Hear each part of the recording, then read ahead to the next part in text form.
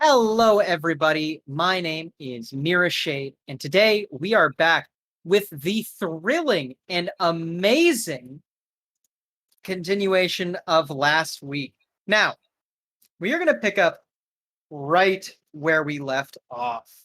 Hold on. My thing is being weird. Sorry about that. I have to do the thing. Join game session. Okay. Did you lose connection? No. Because I'm getting no active game. Me too. I see what's happened. I'm in the game right now. Give me Yeah, one I'm in it second. too. Give me one I got second. dropped. Hold on. Hold on, y'all. We do hate Canadians. Sorry. Montreal. I'm not Canadian, and it I fucked will me make over sure too. if you ever apply for immigration here, it gets denied. Aw. Computer, you're close enough up north. We hate Northerners. Let's. Okay, everyone should be able to rejoin. Apologies I'm about kidding. that. I just Now, remember that we do hate children. we do hate children. All right. So, All where we true. last left off, Lucky is bleeding on the concrete of a warehouse. A gunshot rang out. Scav screamed no. And we also saw that Cachette made a break for the power armor. At this point, immediately, Scav is going to sprint over to Lucky, seeing her on the ground, bleeding out severely, and gonna look up at Tranks, go, fuck, help, help! O'Connor's walking up. Yeah. While they're doing that, how hard of a jury rig would it be to get the Meganol working, if just only make me temporarily? the jury rig.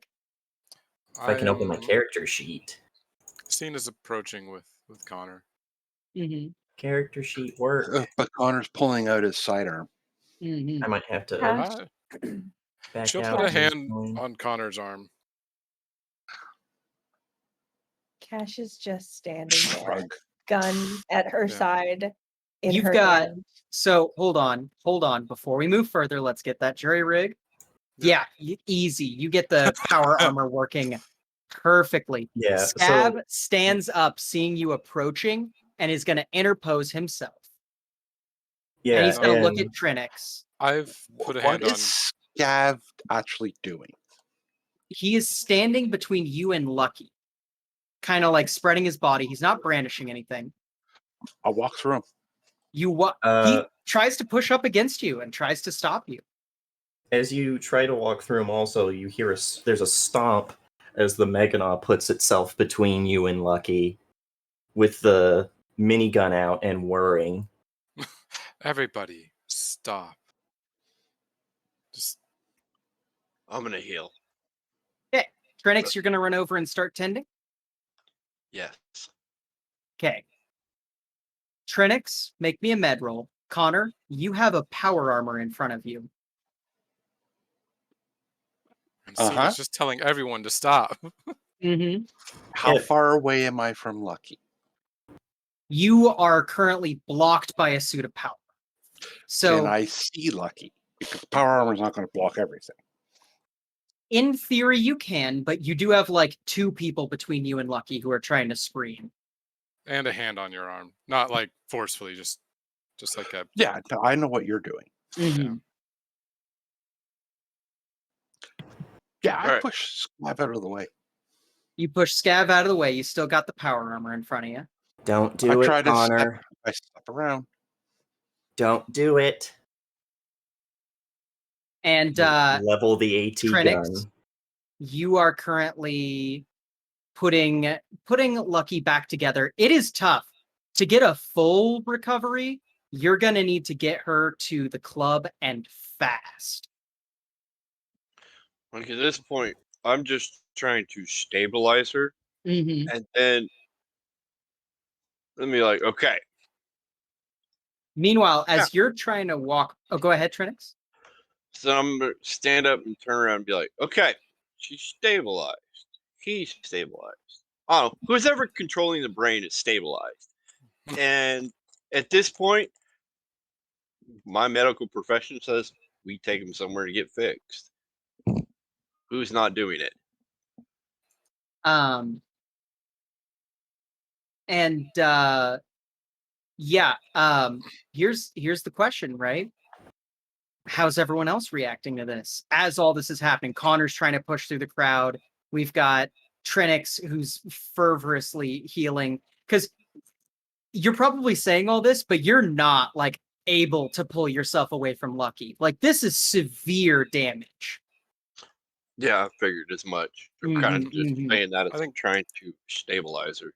Omen will Could speak up. Just- somebody clue me in as to exactly what the fuck's going on? Are we trying to save her? Are we trying to kill her? Is she a he? What?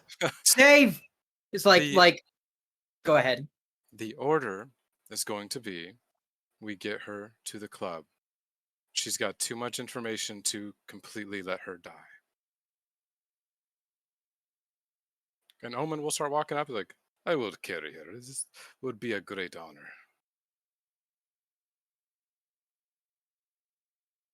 If you need help, you've got my 2 good arms. Listen, Connor, I Shut know up, you back want to up. do it. You can do it afterwards, but if you shoot her right now, there won't be anything left of you to pick up that bounty. That's a promise.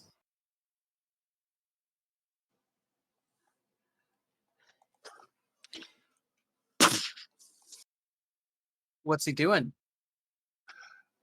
Straight to the head. All right. I will body slam him. I would like to pause stream.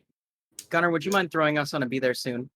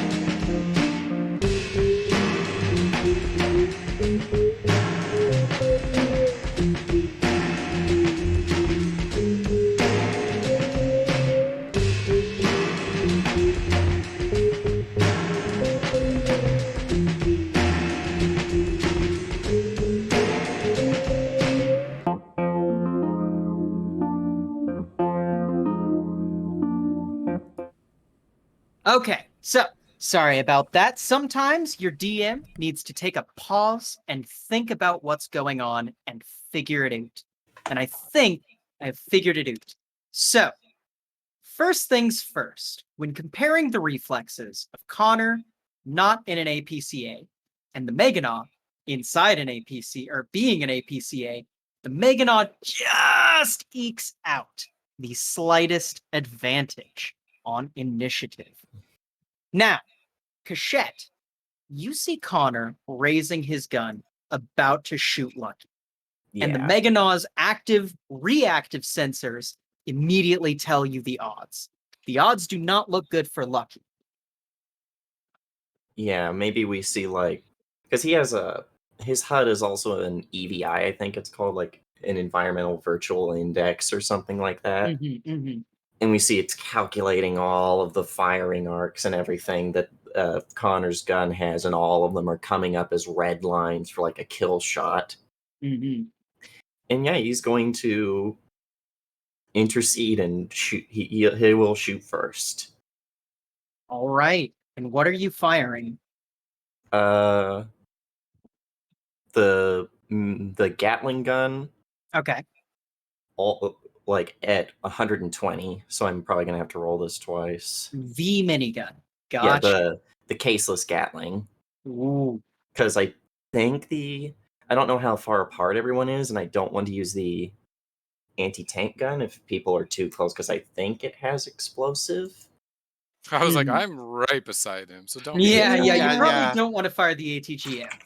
No, Yeah. don't And go the for Not entire the table goes, yeah, ATGM. yeah, yeah. Not Like, the Don't go for the ATGM. collateral.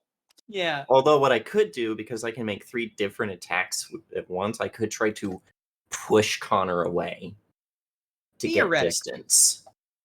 I still also would not fire the ATGM.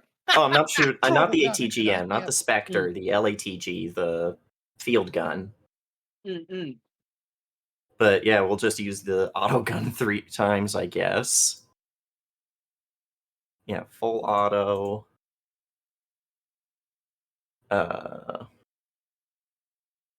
Aiming, no.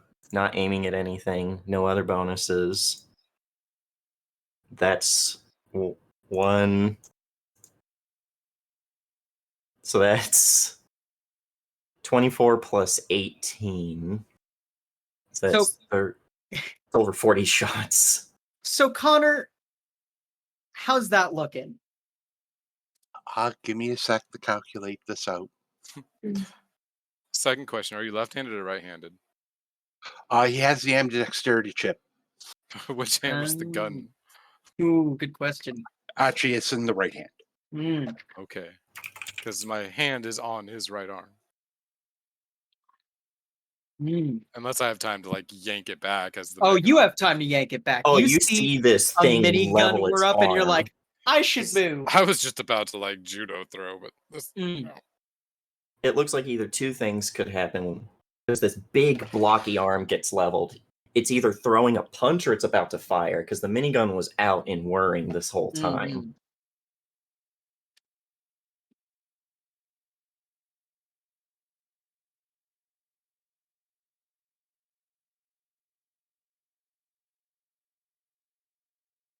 Oh, and for everyone in the room, especially because this is probably a very echoey place, being a like a chamber almost, the warehouse.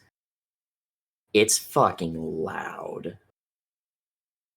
So while he's calculating, I want to just mention when Cass shoots her gun originally, Mhm. she's still dressed in her wedding suit. She's still Yeah. in white.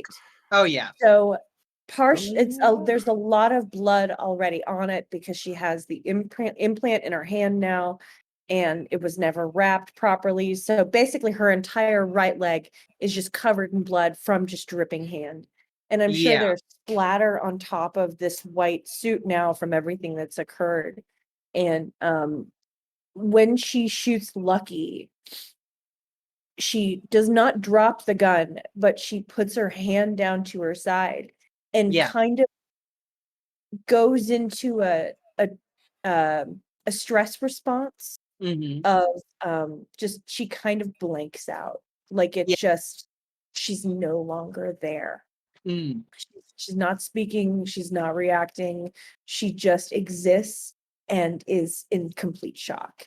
Oh, yeah. And then when the Meganon fires, that Mhm. would probably have brought her out of that shock of That's what I oh was. fuck. That's what I was thinking. Yeah. Yeah, like Um. it's just oh shit. And then she's gonna kind of like duck down, still with the fucking gun in her hand. She's not letting Mhm. go of it, but she'd Yeah. probably duck down at this point. So now she's crouched because she doesn't know where it's coming from. She doesn't know anything at this point. Yeah. Like she's not present and then suddenly becomes present. So it's like, Oh, fuck. yeah. So she's now down when all of this happens. Oh yeah. And Yeah. what about Payne? We haven't heard a lot from Payne in this moment. He was trying to offer to help Payne Dexter was Carrie. trying to help carry Yeah. Lucky. Yeah. And then all the shooting started. Yeah, Omen and Payne were like Mhm. walking up towards Lucky, and then just How does Connor look? Which is a good question. How does Connor look?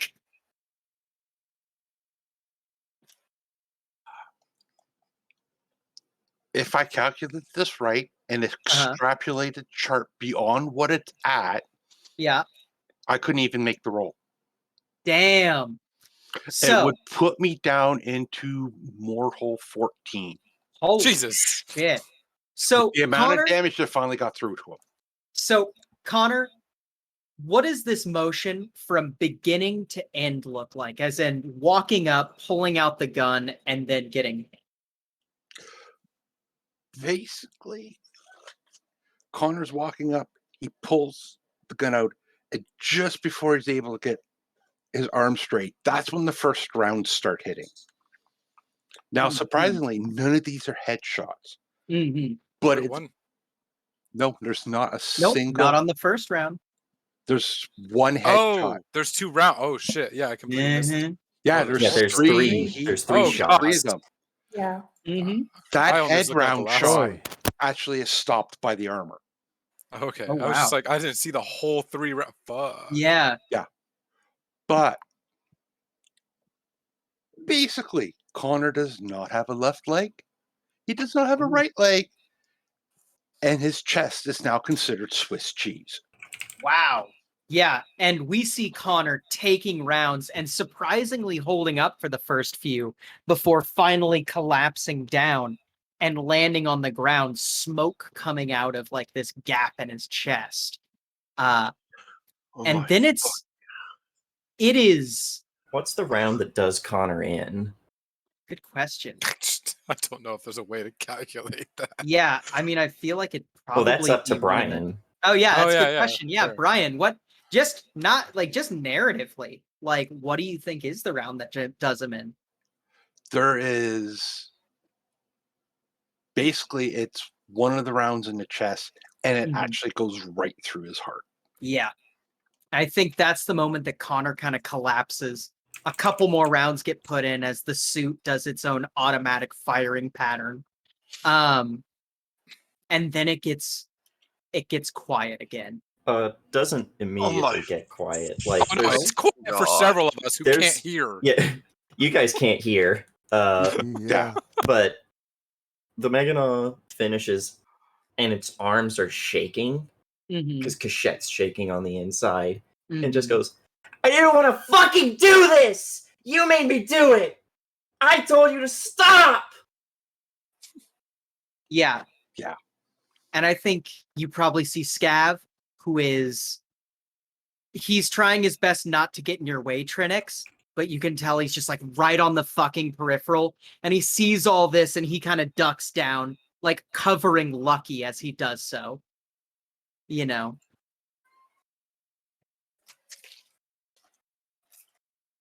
Trinix, Hey. what's your reaction to this? So Trinix is like, oh my fucking god, I hate fucking guns so fucking much. Mm-hmm. You two carry her to the van carefully and methodically. I'll go check on him. What? Yeah. Ha!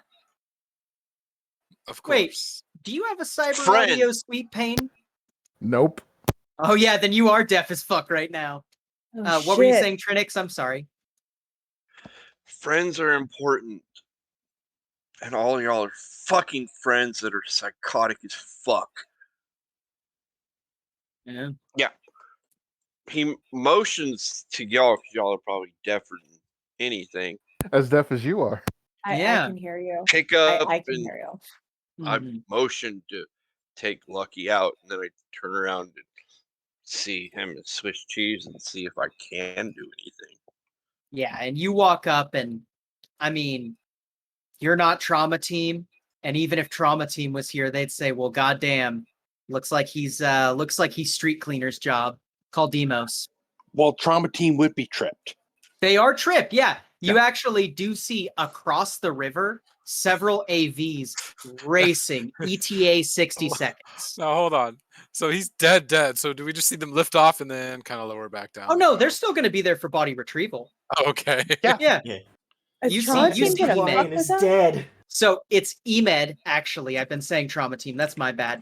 Yeah. And will they fuck with you? That's a great question. Are you going to be at the scene of the crime in 60 seconds? No, we're we're leaving. Then they leaving won't fuck with now. you. Okay.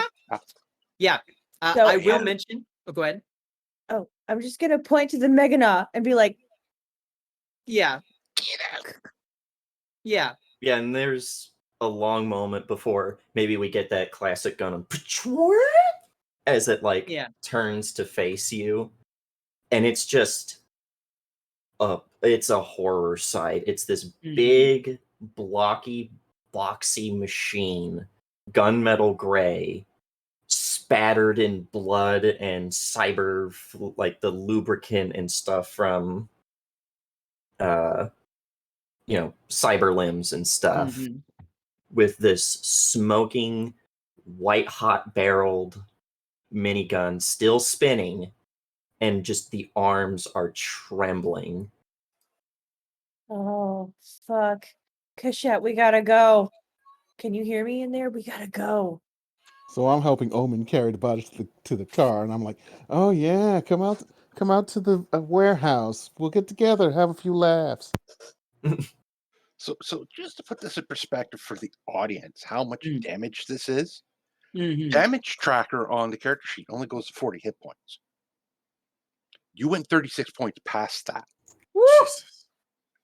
So extrapolating, knowing at Mortal 6, I need a 9 or less to save. Mhm. That's a -9 penalty. Yeah. Yeah. Yeah. So I have to roll 0, which is technically absolutely impossible. Absolutely. Yeah. Well, I mean, nothing's if you impossible. Okay, roll it's a not absolutely impossible, but in the mechanics of this game, it's not happening. yeah. So yeah, the Meganod, like, you see the gun pop back into the arm, mhm. and the Meganod, like, maybe there's like a window or something in the building to see the EMED teams coming, and maybe it's already got that like do not cross little hologram Oh, around the it's body. the bay doors out into the river are open, so you see Yeah. them swooping that way. Yeah. Sorry, I'm thinking good. about something real quick. Yeah. How far out are they in meters? That's a great question in meters. We'll say about 10 seconds of the 60-second flat time, money back guarantee, is going on. So And how many AVs are coming? there's probably 2 AVs because this would be a high priority. I believe Connor was paying for platinum, right? Mm-hmm. Yeah, so there'd be 2 AEVs. There'd be a security AV and a full en-suite medicine AV. How much is that? Not too terribly much. Like I think it's like 1,000 a month or something like that. Even less. 3. I'm 3,000. trying to think something out, and it's really hard. Are you going to shoot the EMED vehicles? Potentially, he's having a full blown like. He's back in Nam having a complete freak out moment. Somebody talk him down. I got you. So I'm gonna. So this. Yeah, you see this, the ATGM is leveling towards these AVs. It Right. will automatically hit them. Mhm. Right. So this submachine gun that I have, I am assuming I'm gonna have it on like a strap. I'm gonna let it go. Yeah. I'm gonna slide it behind me, and I'm gonna walk towards Cachette very carefully and gently with my hands up, and I'm gonna just put my hands on the Mechana and be like, "Buddy, we have to leave now. We have to let it go. Let's go." Yeah, and there's this trembling in the arms. You see that the ATGM is popped out and armed. You hear a light beeping like from the inside, like a fire ready, confirm kind of thing. Yeah. Who was the one he was running around with? I forgot his name. Felix. Yeah, Felix had talked to him. It's not Felix isn't here. Felix Yeah. is with Ah, Trixie at crap. I know, I I'm forgot. trying. I know. No, like you see the head turn and look down at you, the red behind these like glass black visor. Mhm. The ATGM goes back. The Meganala does a hop back and then just bolts out with its jet boost. Got it. When you look down at Cash, she is crying. And it is not like an ugly cry. It's like the tears are flowing and you don't even acknowledge that they exist. Like they're just coming out, right? That like I have to get shit done. Yeah. Cry. Right. And right.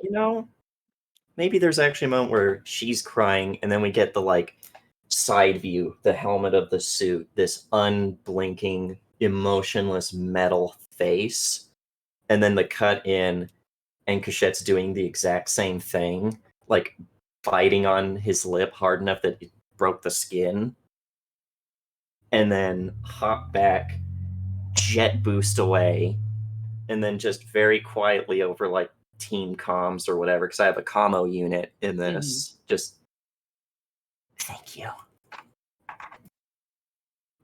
Yeah.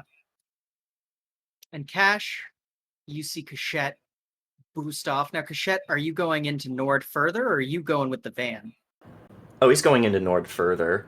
Okay, right on. He's got a lot of weird mixed baggage to deal with, and it's going to be Mhm. taken out on somebody. And we'll cut back to you in a second. Cash, Yeah. you look back at the van. Scene is in the van. It's ready to go. Scav is hollow looking as he's hanging over Lucky, watching Trinix deal with Lucky, watching Omen and Paindexter kind of carry her in, and everything's going quiet. And you receive a ping on your internal agent that is from Trinix, that or not Trinix, that is sorry, not Trixie. Trinix, from Trixie, that says, "Hey, made it to Ingvar, be safe." And you just hear the entirety of the world just kind of wash over you, and you feel sick to your stomach. Yeah. But you come to two realizations. One, you and Scene are the only people who are ostensibly in charge in this moment. And two, Lucky might not make it. Like, there is a genuine, I mean, fuck, Lisa's dead on the ground. There are AVs closing on your position. How do you react? I send back, okay. Okay. And it's like that moment where you realize you have to fucking put on big girl pants and fucking deal with some shit, even though you're really not in the mood to fucking deal with some shit right now, and you just want to sit down and have a Mhm. cry, but you can't fucking sit down and have a cry. Mhm. That happens. Yeah. So it's like a switch fucking happens, and Cash is like, all right, wrap it up. We gotta fucking go. We gotta fucking go. Let's fucking go now. Yeah. And I'm like, basically trying to shove people into this van. Yeah. Who's driving? Scene is driving the van, Oh right? yeah. Who's God. Right. I was Offended. like, I cannot. Like, I don't be offended. I'm just trying to figure it out. And I'm gonna get in the passenger side with by Scene. Yeah. And can we just get out? Can we like Yeah. leave? No, Okay. I'm not even gonna make you guys test for this. Okay. Yeah. And I'm I gonna have to look drive over. carefully anyways, but I can get out of there quickly enough. Mhm. Right. And I'm gonna look over at Scene. And the tears are still happening, but it's very much like it's just uncontrollable. Mhm. But Okay. if there were no tears, she would be straight faced, right? Yeah. So they're just coming down, and she looks at Scene and she's like, it's you and me now. Scene, yeah. Scene will nod, look back, just cold eyes, and just be like, if anyone's allowed to kill a teammate, it's me. She's going to live. That oddly makes me feel better.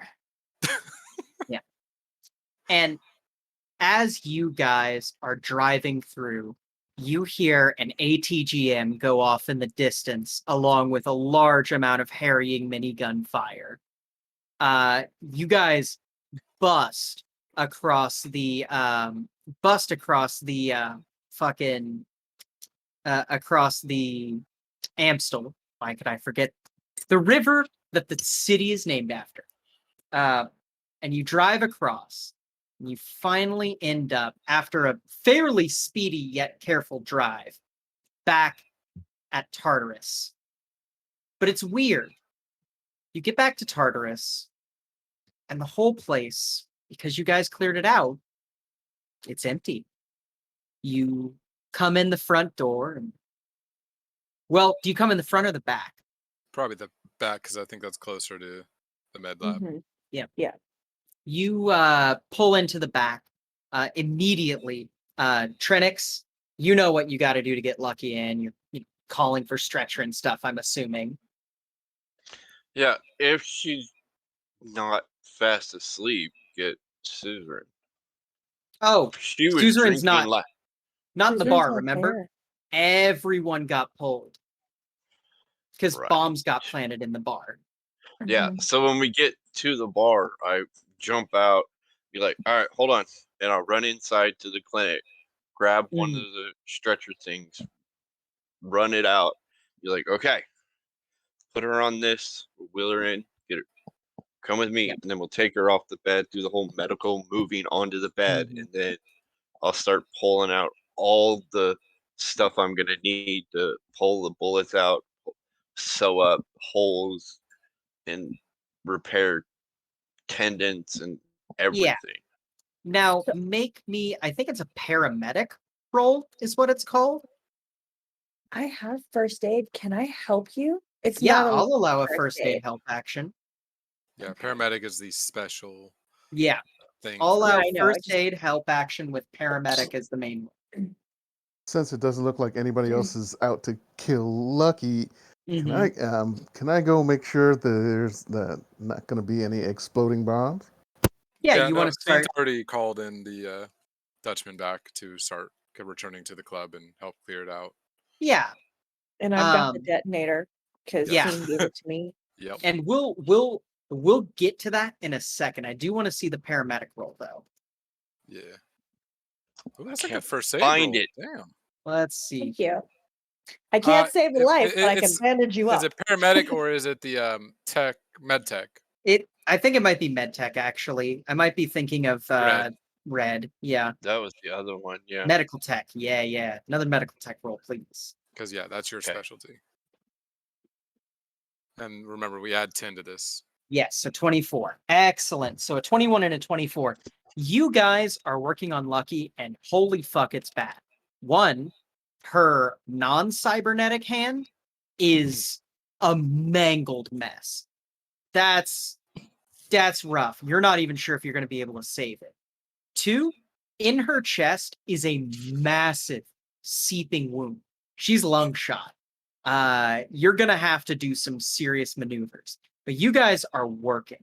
This is going to take about half hour to an hour of constant medical attention, right? I'm talking we're sealing up wounds, we're putting like med foam in places, we're stitching things, we're finding lung grafts that we have set aside for rainy days that have been set up and paid for by the setting up of the medical bay. Ain't you glad you guys invested in a medical bay?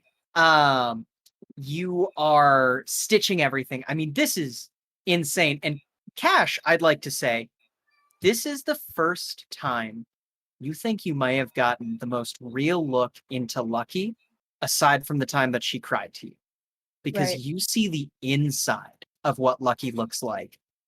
And holy Yeah. fucking shit. You have no idea how she is able to carry on day to day. You know, she had been blown up at one point. The medical attention that she received was the bare minimum, the barest of minimum. Her spine is all kinds of fucked up. She still has major muscle distress and scarring. Nobody replaced anything. The only thing that got replaced was the prosthetic hand that she then replaced with a cyber arm. Her day to day must have been hell. Something to note. In the black box, there is a list of daily medications along with operations that have been done in the past 3-4 months or so. That medication list also includes the daily stuff for pain, and that is to make sure she's not accidentally crippled by pain. Well, so when somebody like this might start to operate on her, they don't use anything that might, interact bad with things she's already got in her system. Oh, and outright kill her. Yeah. Yeah. Gotcha. Yeah, acknowledging that. Because Trinix would have, did Trinix get this? Trinix probably would have known a little bit, because Trinix has operated on Lucky before. He probably wouldn't have known the extent, but he would have known at the very least she was pretty fucking busted up. Okay. I think that Trinix is probably the only one in the bar who would have known that Lucky was pretty fucking busted up, because Trinix would need those charts, Right. Do you think that'd be fair, Gunner? Yeah. Yeah, because also Trinix not the type to like blab about shit like that. Right. Yeah. So I'll shoot over, like, while we're working, I want to do two things with my internal agent. I want to shoot over a list of her medications and everything that's been done to her from the black box, and just have them up on a monitor. Okay. And Smart. the second thing I'd like to do is I am going to. Did Suzerain go with Felix? No, Suzerain Suzerain went with the Serum. Dutchman and Serum. Right. So I am going to send two messages. One to Suzerain that says, we need an extra pair of medical hands back here now. And I'm going to send one to Serum that is, get Suzerain back to Tartarus now. Yeah. I hope she sobers up.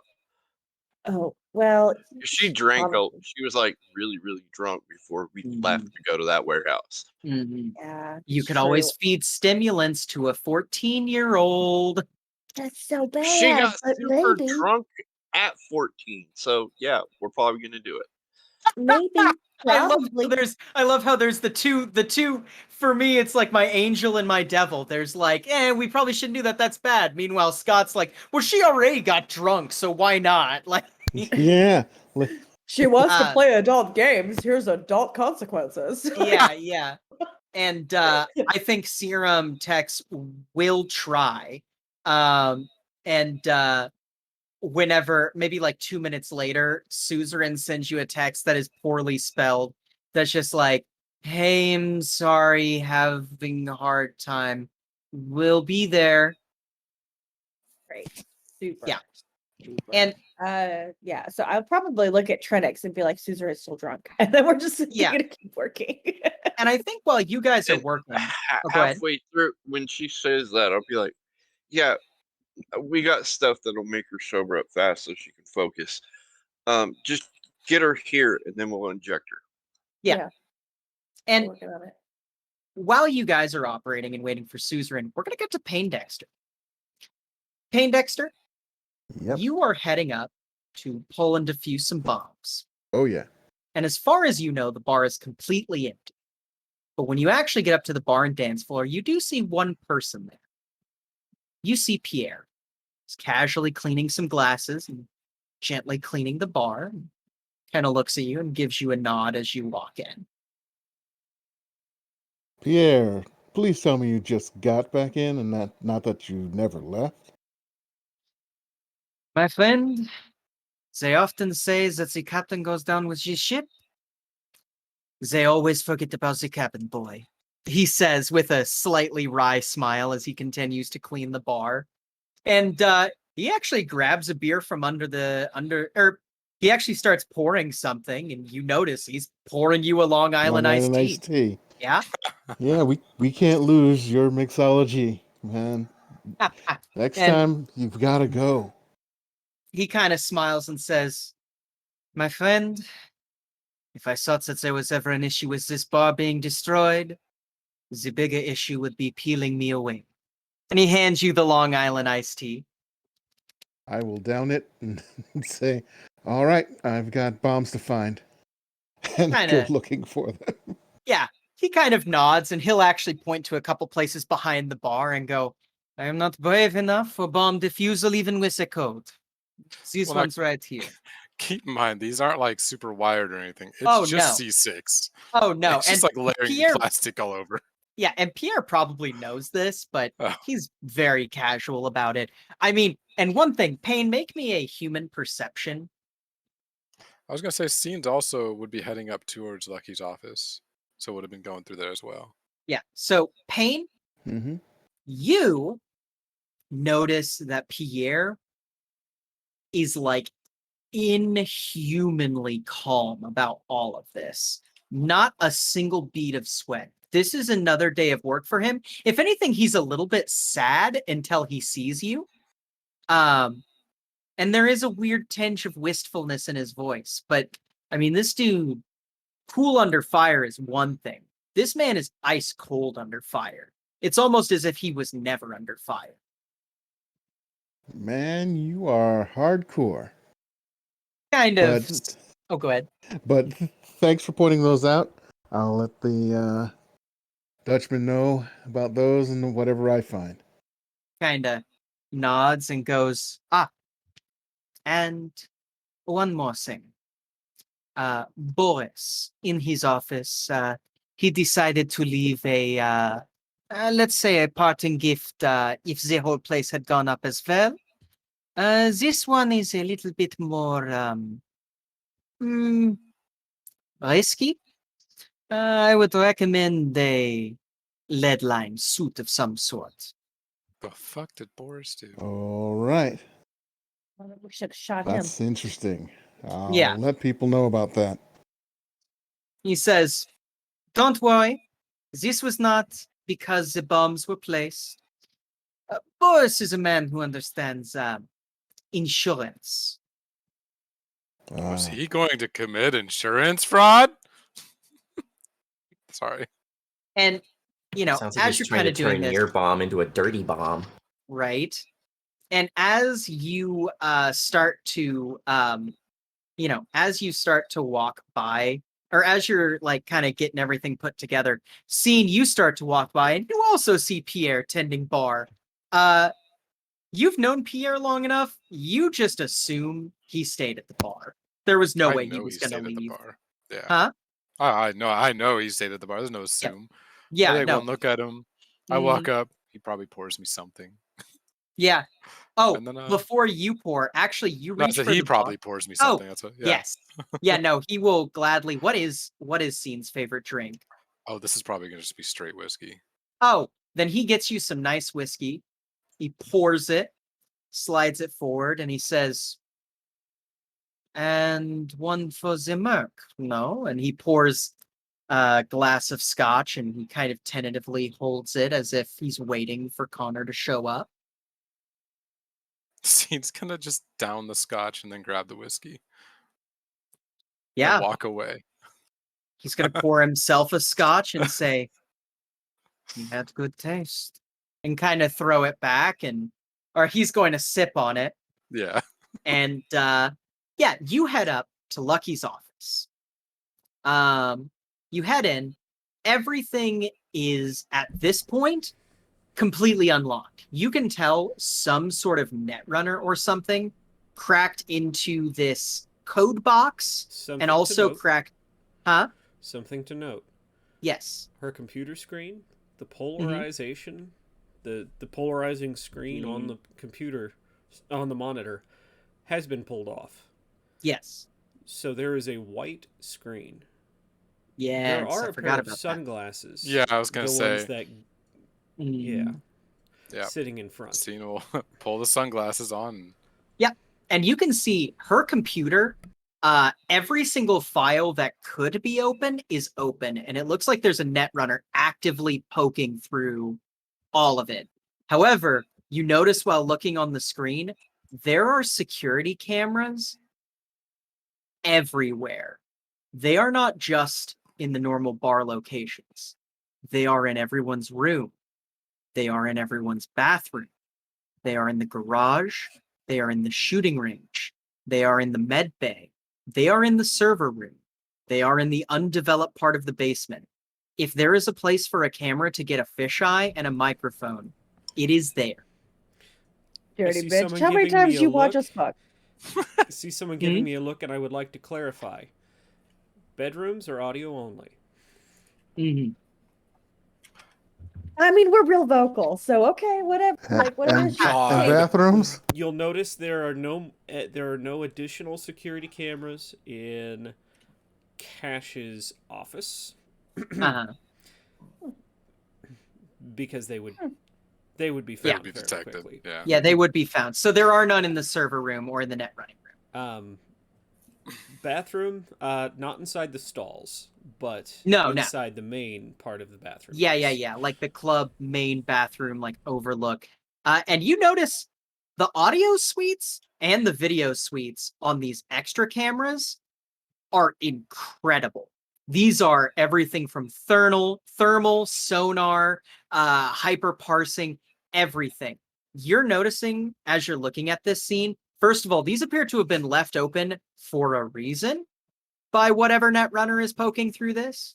And you also see that there is a copy of this black box that you were sent that is open and has been scrolled through. Scene's gonna open up Notepad and just type, "Can I help you?" And the response that you get on Notepad is literally as soon as you type the question mark, you get, "No, I'm good, thanks." I'll put in, might I have the pleasure of knowing who I'm speaking with? And then the response is, "Jezebel, I'm a friend, sort of." Sort of.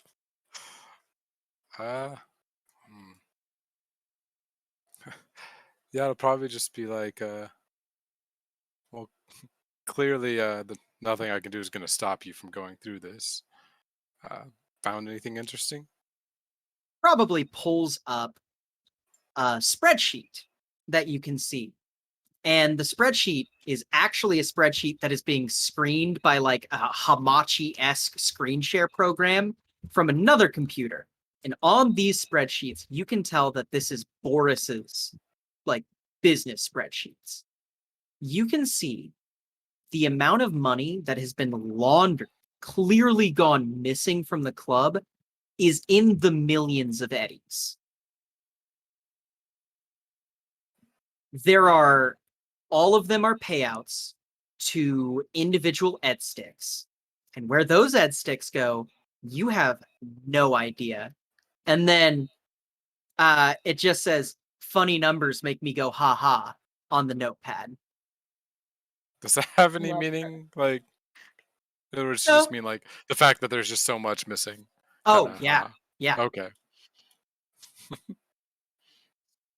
And I'll put in there, I like you. What's your cost? and she goes, she goes, Zenith, as much as you can grab.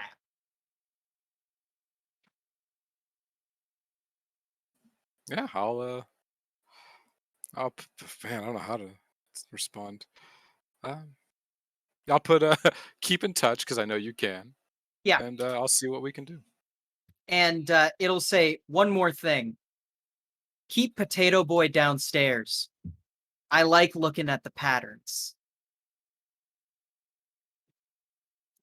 Scene actually shows expression at this point of just one, a little offended at the name, but two, just like, okay, this person knows even more than expected, Mm-hmm. but won't respond. We'll start going Cash. through the stuff. Oh, go ahead. Yeah, no, I just meant we'll start going through all the files and just trying to gather any information. Yeah. Side note, Cash, you do a quick checkup as soon as you enter, and you have realized that while you never explicitly told Jezebel, hey, don't poke through every single goddamn inch of the network here, you probably didn't want that, and in absentia, Jezebel totally did that. Yeah. Pretty much every file that has run through this net since your last reset, she's got it.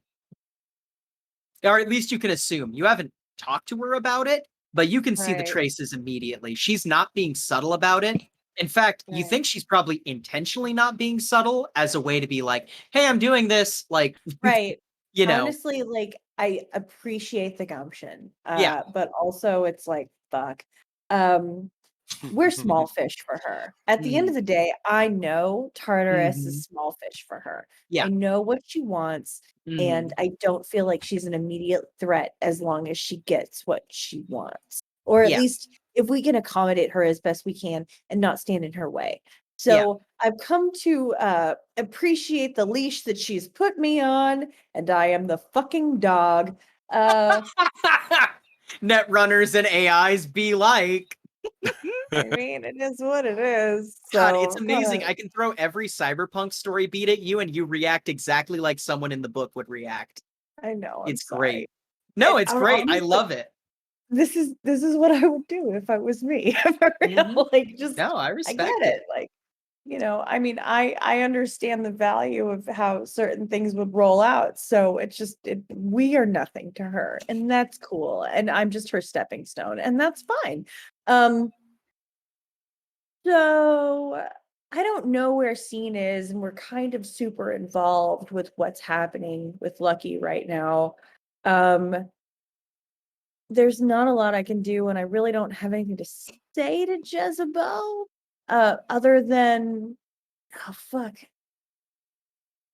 I don't think I'd have anything to talk to her about right now. Yeah. Like I'm No, sort of yeah. like focused on something You don't else. have So to it's talk like, to her. Yeah. yeah, like I'd love to because I really do like her. I love my master. She's amazing. But there are some more pressing matters of the Right. fleshy variety. And Right. speaking of those pressing matters, about this time, you see Trinix stumble through the door. The Dutchmen begin to filter back into the building, guns out, fucking creeping along every hallway, making sure that there's no carry-ons, there's no weirdness, and they're helping move the C6 as well. Suzerain kind of stumbles in. Oh, fuck. Oh, shit, the bitch got shot? Here, take this, and hand her the medicine to sober her up so we can. Yeah, she's whatever. like, hurry up. Penoxyl methyl. Someone like me shouldn't probably take any of this. And then You're drunk. Who cares? Yeah, and she slams it into her arm. And for those of you that seen Pulp Fiction, you know the Mia Wallace moment when she gets hit with the I ain't shit gonna in let the you heart? die. Yes. Yep. Yeah. She fucking whew, as she kind of like stumbles back and like leans against one of the table and knocks a few things down, including like a bottle of water. And she's like, holy shit. Oh, fuck. Oh, is that what that feels like? She like starts hyperventilating for a second. Trinix, you know this is expected behavior. Cash, you might be a little freaked out because she's like, you know what I Right. mean? Right. Cash will be like, slow down, slow your breathing. She's You're like, gonna pass out. You're gonna pass out. and just like throws up on the ground and then like picks herself up and like her eyes look a little cracked out, but her hands are steady and she's not moving around anymore. And she's like, fuck. Oh my God. I gotta scrub up. And like walks over to the sink and turns on the scalding water, throws her hand over under him and goes, fuck, this is hot. Like is cleaning her hands, fucking scrubs up and like walks over. It's just like, hey, I'm really happy for your wedding. Where are we at? Like picking up a fucking like suture kit. I fully explained to her what I've done, where we're at, what things we got to do. The chest Yeah. thing, priority 1, arm. She'll get another robot arm, maybe. Yeah. If we can save it. You know, I And- fully explain everything. Cash is gonna back up and let Yeah. them do their thing because I am not a doctor. I am Yeah. only here as support. And And now that Cash, there is another smart person, it's like, I'm good. I don't know if you've seen these guys in full-on emergency mode before together. You Mhm. might have, but this is a perfect example. Suzerain and Trinix just work. Like, they have the shorthand. The second she gets in, Trinix is like talking in half sentences, and Suzerain's like, right, move on, like sort of thing. Like she's like, right, got it, right, got it, right, got it. Like organizing tools. These two clearly have a history, at least a year-long history, I think we've established, of working together. And it is clear, there is no barrier. They know exactly what each other is about to say in that moment. And they play off each other like perfectly. I fucking love that. I see it. I acknowledge it. I'm Mhm. fucking proud of it. And then Yeah. I get the fuck out of that room. Yeah, Like it just absolutely. And you walk into a hallway that is full of Dutchmen. There's no crowds back here yet, but the Dutchmen are like up, down.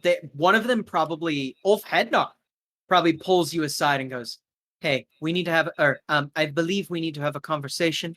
Would you be willing to speak to me up in Lucky's office?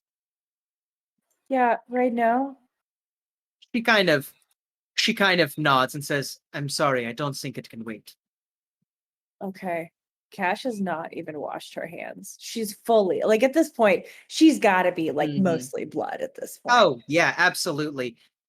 She says, take 10 seconds to wash, please. Right.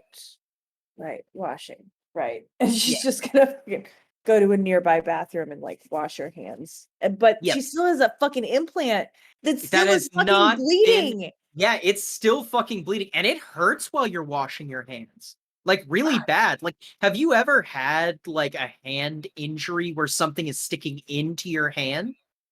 Not to that extent, but I can only imagine it's fucking awful. Yeah, it feels like there is like this dull ache that is punctuated by sharp lightning that goes through your arm as the entirety of your palm just feels sore. Like it's not even a sharp pain anymore. It's sharp when you move your hand, but even when out, you can feel your heartbeat in your hand, and it feels a little sickening almost. Yeah. I'm gonna look at what's her name again? Ulf Hednar. Ulf Hednar? Yes. Okay. I can spell that out if you want me to. That would be great because I'm probably gonna mess it up a couple times. Thank you. Ulf It Hednar. essentially means like head of the house in Swedish. Got it. So I'm gonna look at Ulf Hednar and just be like, Yeah. I need one moment, and I'm gonna step back into the med bay and just be like, I know you guys are busy. Where's the painkillers? Third shelf over there, corner, middle. And Suzerain's like, take the blue ones, 2 of them, 3 of them if you're about to die, as both of them are working. Right, got it. So she Yeah. just grabbed the fucking bottle and like crack it open and start walking back towards Ulf Hednar and pop 2 pills. Yeah. Pop 3 pills. And be like, all right, I'm ready. I'm fucking ready. Let's go. And we will cut back to you guys in a brief moment. We get a title card that says later that night. We see the mega building that Ingvar owns, standing tall, not exactly derelict, but not in the best condition. It's painted slate black. We hear a scraping noise as the Meganaw approaches the building.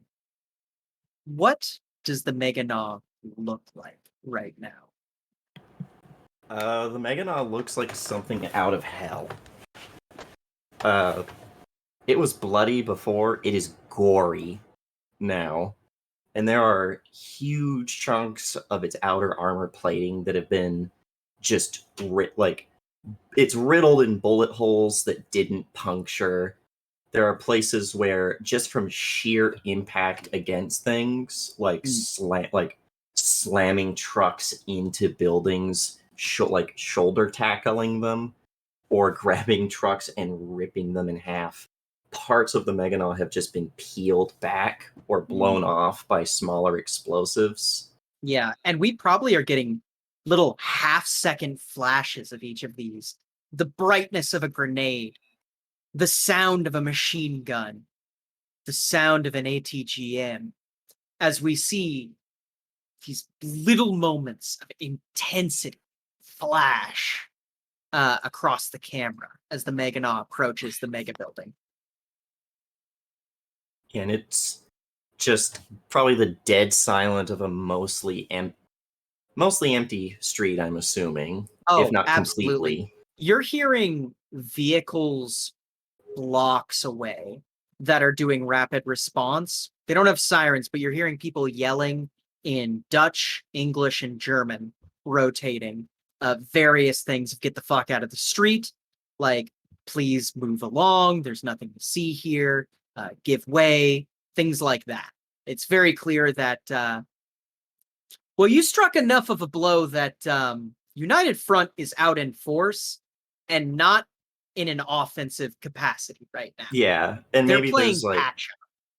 there's a part where like one of them, especially like maybe someone speaking German, it sounds somewhat close. And the Meganaw just wheels around and fires a AT round just down the street. It doesn't really go anywhere. It just whizzes down the street to nothing. And you end up hearing it poof as it either hits the street or the bottom of a building. You are not sure. Mm-hmm. Yeah. And then it just scrapes as it wheels back around, and there's just the creechung.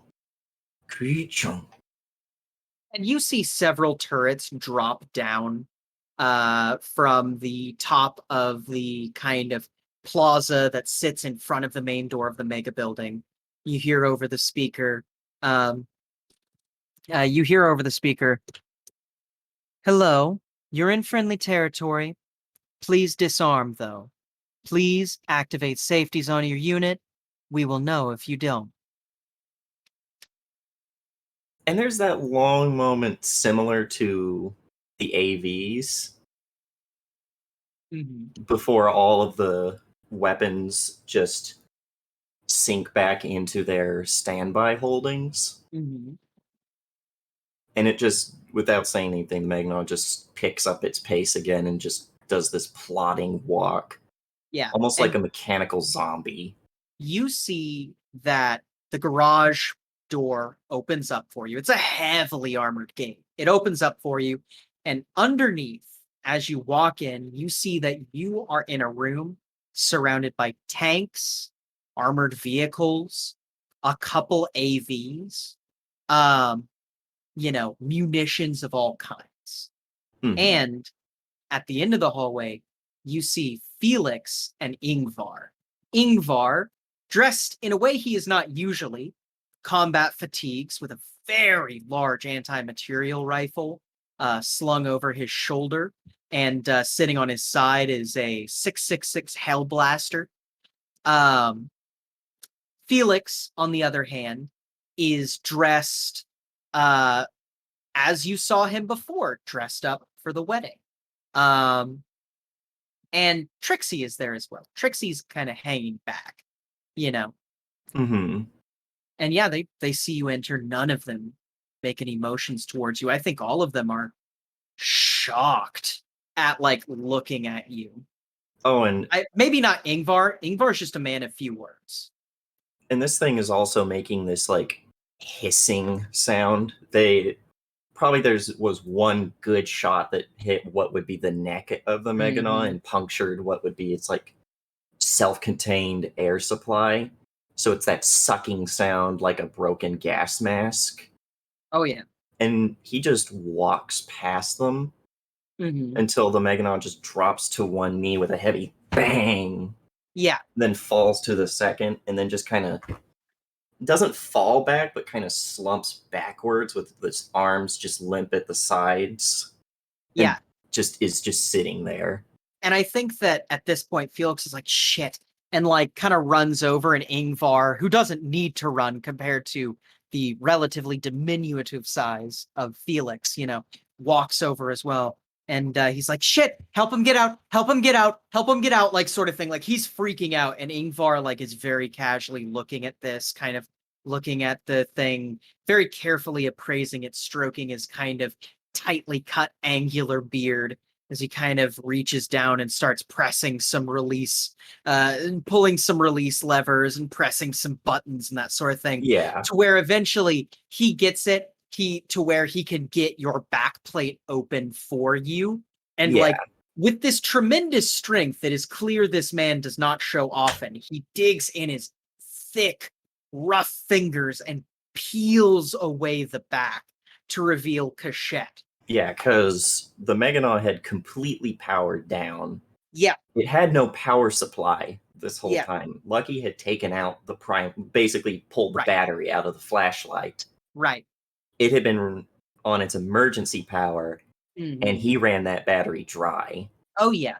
So Ingvar pulls this off, and Cachette, you feel the cold air hit your back from the overheating that you were feeling in this as it was triaging power systems.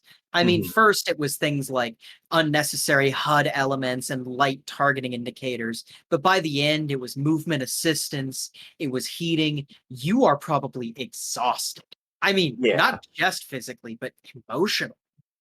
And there's like the very dull voice of the autodoc still going where it's like, pilot, you are experiencing a high anxiety moment. Administering relaxants. No relaxants available. This very like HEV sounding voice. Oh yeah. And I think Ingvar at this point feels like shit, and like starts to pull you out and is like having trouble, and Ingvar starts undoing all the straps that keep you in this thing. Very gently but firmly, you know. And he kind of pulls you out. At that point, like, is cognizant enough to like get his arms under him and push out of it. Yeah. And just standing there, the wobbly stand, 1,000-yard stare, just sweaty. Yeah. And Ingvar, for his part, takes a couple steps back. Felix runs forward and gives you like this huge hug. And he's like, oh my fucking God, what happened? Is everyone okay? Are you okay? Oh fuck, like sort of thing. It's almost a reverse of when they at the where Cachette doesn't do anything at first, and then the shaky arms give a very weak hug. Yeah. And he just goes, Connor's dead. Blue on blue. I killed him. And probably Trixie at this point kind of like puts her hand over her mouth for a second. And Felix probably takes a second, takes a step back, but still is kind of like holding on to you. And he looks up and he goes, what happened? Lucky lost it. She was holding, I'm so sorry. Lisa. She had Lisa. We thought she had a bomb. She said she had the bomb and the cake, and then anyone who had the cake had it in them. And Connor shot through Lisa to kill the detonator. And Trinix went to help Lucky, and Connor pulled his gun. And I told him not to. I told him not to. And he just hugs you even harder. And he's like, hey, you stay with me. And then E-Med started coming. And all I could think is, this is your moment, Cachette. Kill him.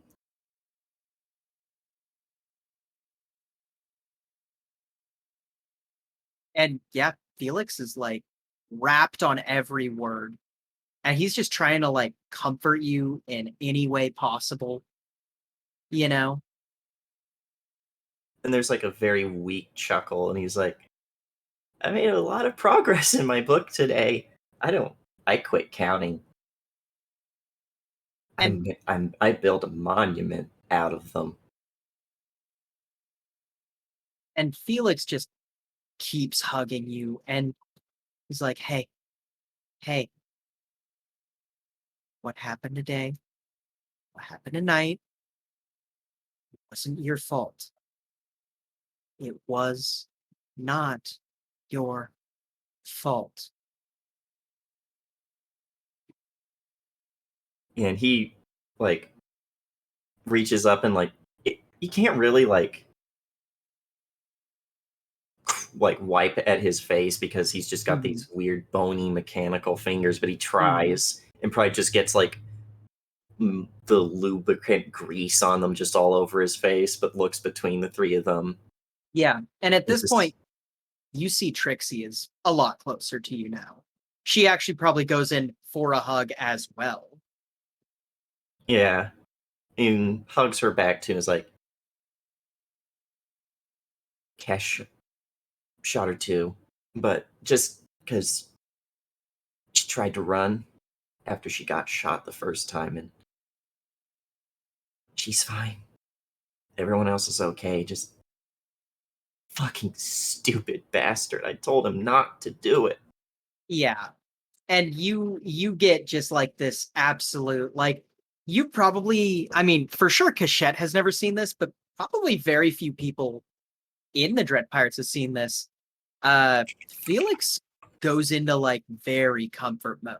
He's very good at this. You know what I mean? He just is like, hey, and like brings you in. It's like, hey, we can't think about that right now. We'll think about it in a second. Right now, you need some water. You probably need some food. We've got some stuff up there. We need to get you to sit down. The Meganon is safe here. You are safe here. Okay? Invarl, bring us in.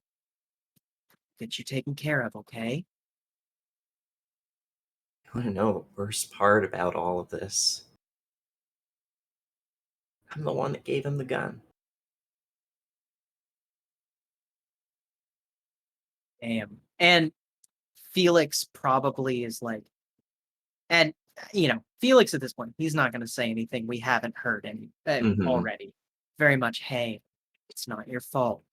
Come on. And like, he and Trixie start leading you to the elevator, very carefully. Trixie isn't saying a lot because, I mean, Trixie's not shown herself to be very good with these kind of situations.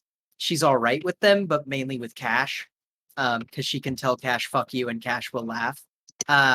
You know, but they're both trying to lead you, and Ingvar, for his part, puts his finger up to his ear, and you see like his eyes light up a little bit, and then he just says, yeah, floor -1. Yeah.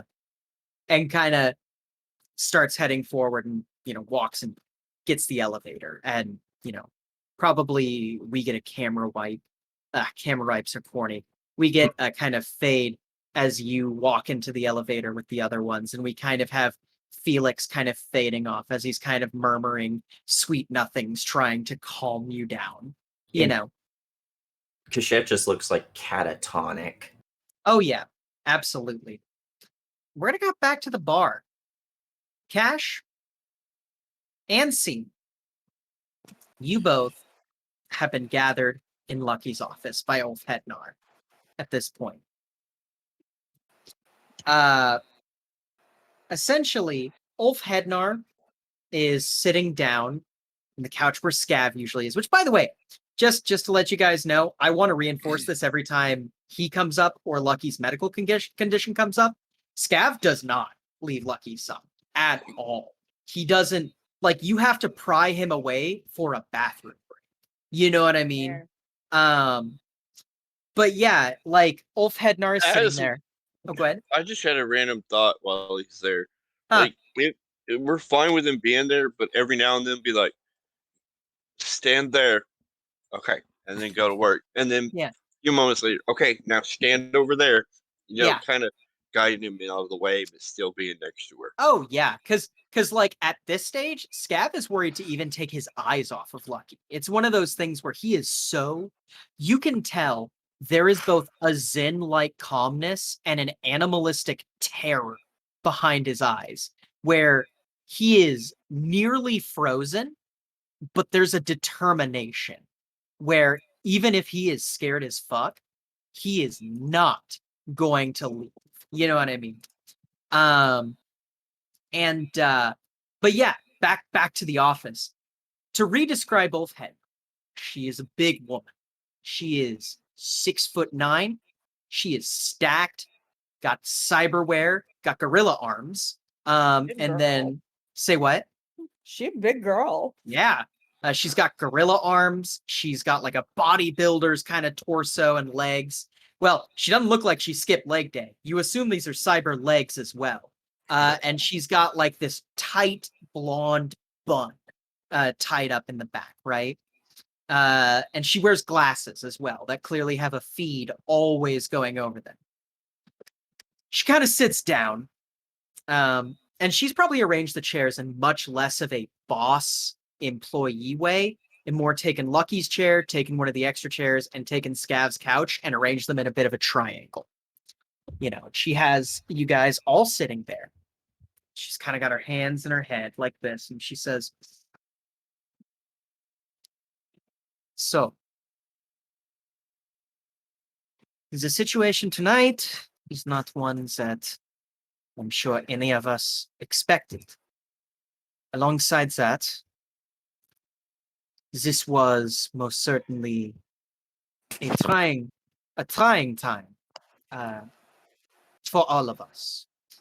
I apologize for the business first nature of this meeting, but as head of security, there are a few things that I need to make sure are clarified for myself before we continue. We are removing the C6 from the bar, and it shall be returned to any, as she kind of motions to Scene, your care. Alongside that, we are also ensuring that every single person, both as part of the Dutchman and as a part of the crews that we often interact with, are being vetted. However, we are very limited in that capability. And she kind of says, my first question. Lucky has been the one who has been calling the shots when it comes to security. She's not asked us to do anything out of the ordinary, as far as I can tell. She's not asked me, and there is no confidentiality that would stop at this point, as Lucky has temporarily, at least, turned turncoat as far as I am to understand. I have no reason to lie to you. This leads me to my question. Who is going to be calling the shots now? Both of you have equal claim, and both of you can call the shots, but I think that it would be important to know whether I am a go-between with one of you or with both of you. I have no problem with both, but I also have no problem with giving you more leeway into how you handle security. Kind of nods at that and looks over at Cash. Yeah. Yeah, no, that's fine. I'm good with that. Understood. The status update is that the premise appears to be fine.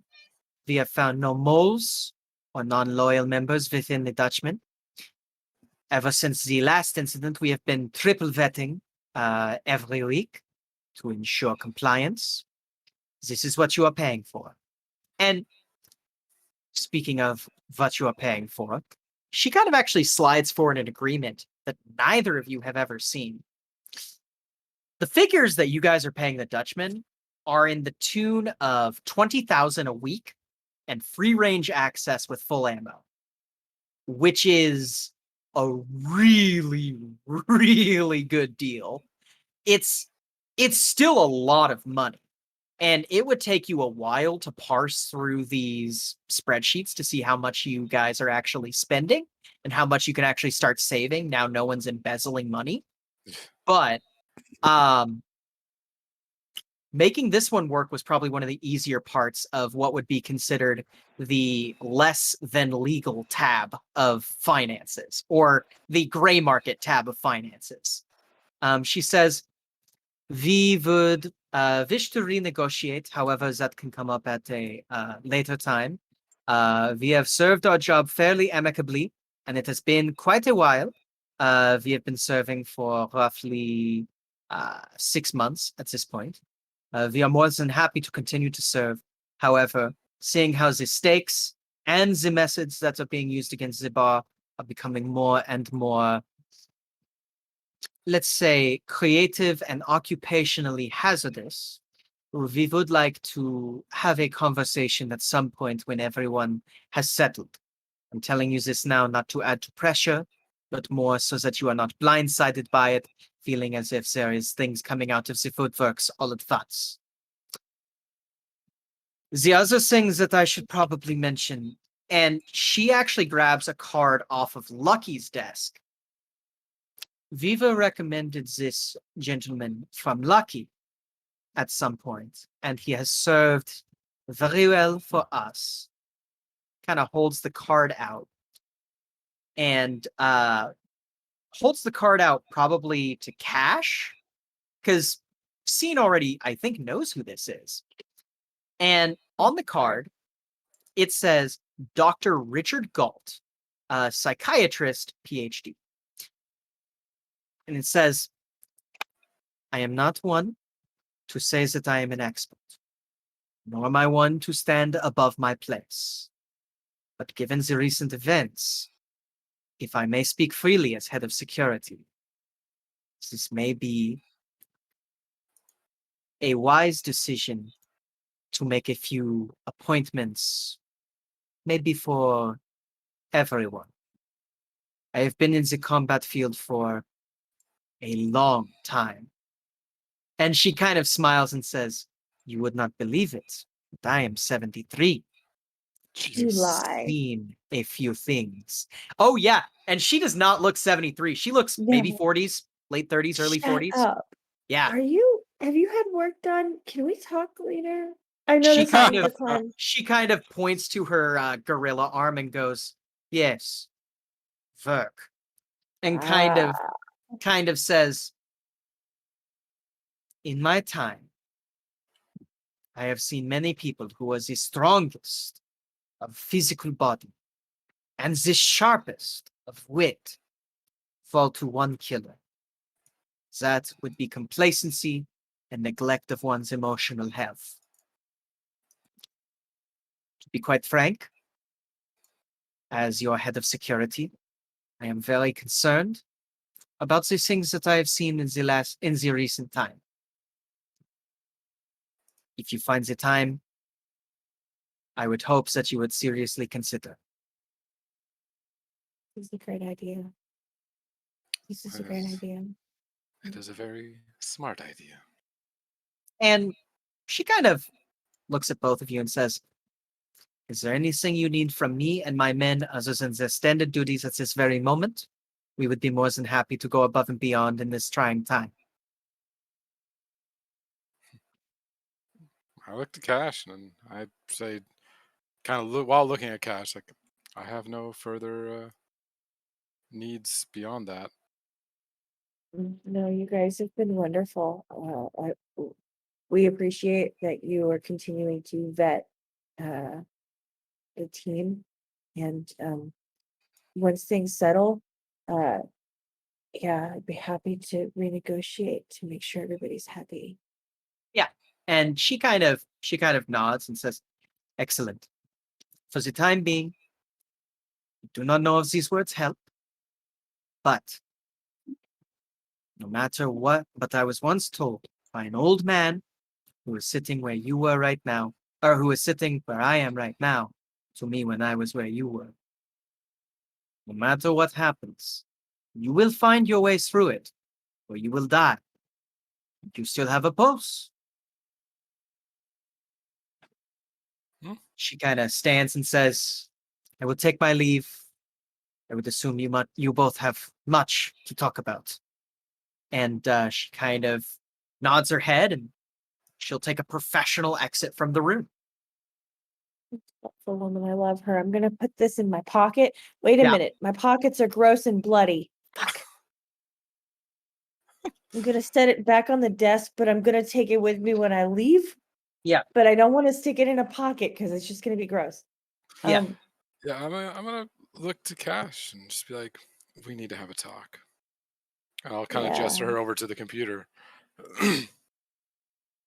Oh, that kind of talk. Okay. Yeah, and it Yeah. still has all the spreadsheets and everything pulled up. And Gotta it's put gonna on be the like, special sunglasses, of course. yeah, Cash, you could just jack right into the fucking thing. yeah, I and I'm just gonna fucking be like, will. well, actually, Yeah. I'll put a hand on that, and I'll hand her the sunglasses first. And be like, before you jack in, it seems another netrunner has hacked into our system, and well, they've been helpful so far. They call themselves Jezebel, and they kind of showed me all of this stuff, and I hand you the sunglasses. Yeah, I'll just put the sunglasses down on the table and jack in and go, Jezebel works with me. Just and actually love that. before I jack in, I'm gonna oh, I hate this so much. This is the hardest part. I'm gonna look at Scene and be like, don't be mad. I bought her. She's an AI. Please don't tell anybody. I'd like to not die today. There is a raised eyebrow. And the scene will just kind of nod and let you jack in at that point, since you'll be able to parse the information a lot faster. Yeah. Jack in. And maybe an interface role, because this will be more about parsing data than it is about hacking anything. The doors are unlocked, wide open, and there are door stops in front of them. You know what I mean? If I were to Yeah. metaphor. Yeah, Yeah. you're good enough at this shit, even with a natural 2. You're Billy Maltese himself at this moment. You're fucking whiz kidding through this. You know what I mean? You're a fucking Yeah. cowboy. You know how to do this shit. Yeah. So yeah, parsing through this, yeah, just to give you about the skinny of it, yes, you see all the surveillance cameras. You also see that there are hundreds of hours of doctored video footage. And by doctored, I don't mean anything's inserted. I mean things are removed. Big chunks are removed. The only blind spot, well, it's not a blind spot. There is a camera in Lucky's office. There's probably a cumulative 30 minutes of footage over the last 6 months that's actually available from that camera, and all of it is meetings with other people. This has been the high castle. You know what I mean? This is the control tower. And you're starting to get the full breach of this being the full tower, the high tower, right? This being the command post. Not only is there surveillance equipment, there is the full ability to activate any lockdown measures up here. There are a couple back doors into even your own network in here. Not the Pirate Bay, but like the protections you've put in, right? Yeah. And it's clear Lucky could not have done this, but Lucky potentially could have hired a netrunner to do this. You can tell this building that you have been living in has had virtually zero privacy for the entire time you've lived here. And there's detailed records of everything.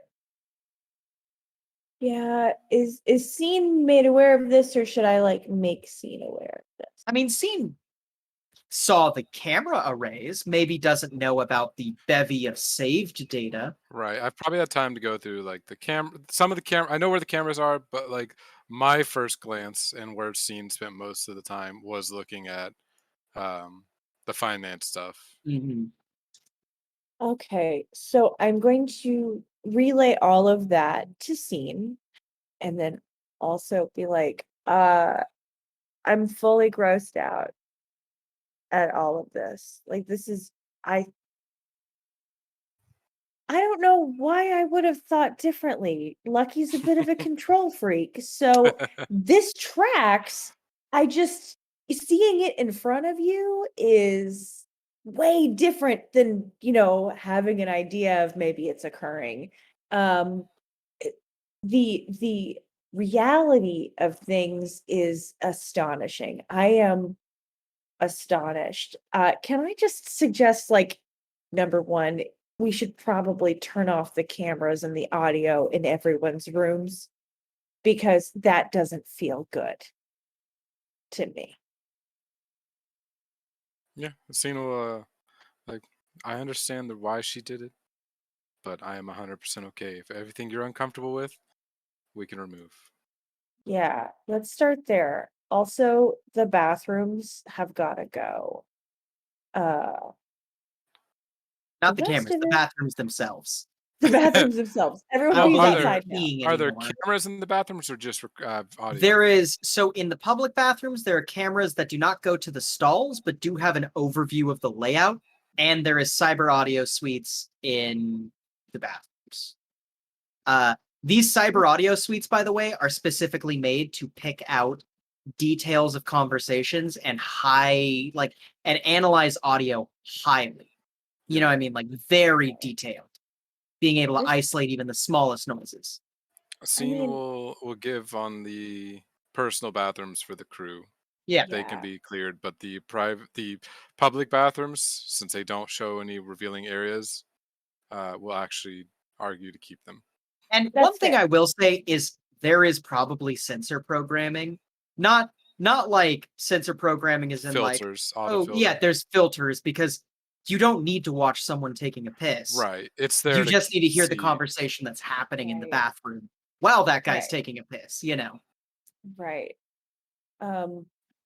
Yeah, that's the first one that just sketches me out pretty bad. And Yeah. like in the back of Cash's brain, she's like, "How many times did Lucky watch me fuck my girlfriend? Like, did that happen? And does Lucky have a kink that we didn't know Well, about? did you which ever is interesting. fuck your girlfriend in the public bathrooms? No. Yes, all the time. Yeah. What are you talking about? Everywhere. Now, Fuck yeah. I Now, will if say you fucked her in there. the laundry room, that's not unlucky. Yeah. Oh. Now I will say, there, and let me go back to Tartarus here so you guys Let's can go actually, Tartarus. yeah, so you can actually see what's going on. But yeah, you do not find any footage that would seem pervy or like creepy in that way, though you Yeah. find full conversation logs of all of the Dread Pirates pretty much everywhere, especially if it mentions Lucky. Especially those ones are flagged. Oh, that's so crazy. Yeah. I mean, okay. So I'm gonna look at Scene and be like, Scene, is this because Lucky is a control freak, or is this because Lucky is not lucky? Like, how much of this was Lucky? And how much of this was, I guess, Sam or whoever? I think the majority of it was going to be Sam. Do you think we can fix her? Well, we have a doctor that we can go to. Yeah. Yeah. Yeah. And probably the interesting thing is, as you're having this conversation, Jezebel actually opens one camera, and it just opens to the med bay with the two doctors working, and then it zooms in to Scav's face, and then it zooms back out, and then she probably sends you a private message of, "What the hell are you gonna do? That's not good." Wait, she zooms in on Scav's face doing what? Just staring at Lucky. Oh, Yeah. She sends me the private message, or she sends it to Yes. Scene? You. it'd be you. Yeah. I'll reply and be like, girl, I don't fucking know. Give Yeah. me a minute to figure it out. And as she's like, well, while you're taking that minute, and she actually brings up two other things. One, you now have remote access to Boris's computer. On Boris's computer, just to reconfirm the things that that Scene found. Yep, it's the same spreadsheets that Jezebel was poking around beforehand. Mhm. And yeah, Ed Sticks and Hard Cash and other things like that were siphoned off to Lucky on a weekly basis, literally as much blood as could be squeezed from the stone, which comes out to be a lot. This is a nightclub that, under normal circumstances, would be very lucrative. You guys are up and coming, still up and coming, because you're only like 6 months old. But at the same time, I mean, you guys would be way in the green. You guys are in the black, and just barely too. You're making ends meet. You are not a finance expert. In fact, you could make me an accounting roll if you wanted. I don't even know if I have accounting as Yeah. a skill. Yeah. Give me a second. Eh, I'm gonna say I probably don't. Let me sure. look. No, I don't have any skills in that. Fuck. Damn, you still did good because you're a smart cookie. Looking at this, I mean, you've done some home budgeting before, and you've stolen from more complex spreadsheets than this. Yeah. You stand to be making about 5 times as much money as the club was making. Jesus. Okay. Yeah, So you that's guys the were problem. operating at the barest minimum, and you have no idea where that money went. Right. No well, idea. That's gonna change now. Is Boris on property? No, you had him leave. Right, we did. Mhm. And I wasn't there for the Boris has something special in his office. No, neither was I. No. No, but I would have told yeah. the Ulf Hednar and all them. Dutchman. Yeah. Yeah, and you Okay. actually do see, probably as you're looking through this scene, you see one of the Dutchmen in a rad suit carrying something with some like tongs towards a Oh, briefcase. Jesus. Yeah. What is this shit now? What is that? I'm gonna And then like yell at the Jezebel doctor. Jezebel is like, I have another goodie for you. Okay. Tell me. This one is the last one she has for you, because it's the only other one that's kept on the net that's been a secret to the whole party but Lucky, as far as I think I know. Gunnar, correct me if I'm wrong. You find a conditional file with the Yakuza, in which the Yakuza has Oh, that was in the black specifically... box. That was in the black box, so the whole conditional file and the blackmail? Mm-hmm. Yeah, it was mentioned in there. What Yeah. was the blackmail though? Basically, they Yakuza- gave us that blackmail that is encrypted Mm-hmm. behind. It's basically a link to a website that has all of their fucking dirty shit. Mm-hmm. It's all on the web, and the black box would state, we were told by the Yakuza, hey, don't fuck around with it unless you plan on using it, at which case we'll know. Mm-hmm. Right. Which Jezebel probably brings that back and actually highlights one more thing: the sniper that they hired. Yep. You now have an ID on this person who you have been paranoid about and you fomented some hatred about. Yeah. His name is Varric. He is well trained. He is the survivor of several corporate engagements, highly deadly, highly paranoid. You don't know anything else about him, but you do have a number to call if you ever need to get in contact with him, and that he is on your guys' leash, ostensibly. You also have the information that, well, Suya is not dead. You have the information that, yes, Suya is in fact that fucking cyber ninja that the Yakuza has been sicking on their enemies as a show of power. You've been basically handed the keys to the kingdom, opened up the filing cabinet, and went, holy shit, I didn't know this is how a kingdom was run. Right. Right. Gonna fucking look at Scene and just be like, what the fuck, dude? Oh, and there is very complete dossiers on everyone, Oh my god. including you, Okay. mentioning your Right. birthplace, Trixie's birthplace, your talents, potential ways to kill you. Right, for sure. Yeah, Okay, I love only that. knew about love that last part. Batman. Yeah. Listen, I'm thinking Sam is thorough. You know what I mean? Sam is thorough. Is that fair, Yeah, Gunner? I messaged this to Well. Amy, but I'll just put this out there to everybody. I'm learning 95% of this at the same time you guys are. And am stop me if pretty there's in the anything dark. that you think is I not have a couple correct. times Oh, already. yes. Yeah. Good. I'm But- glad you are advocating for your own agency. Apologies. No, you're good. Wonder what it says kill Connor. Say what? I wonder what it says would kill Connor if it has blue on blue in there. Connor was never on any list because even Connor intimidated Sam. Yeah. It was one of those, look, I don't have an answer for this problem, so I'm just going to hope it never becomes a problem. Oh shit. And then I it did and fucking made love that. everyone sad and broken. We're all And then it broken, became a yeah. fucking Beautiful. problem. So beautiful. Right. No, Right. what a fucking bang. Genuinely. Incredible. Literally. Oh, Curious how old I- the data is. Say what? How old's the data? What about the new thing for the hiring thing and finding the tinfoil hat guy? Is that Oh on? yeah.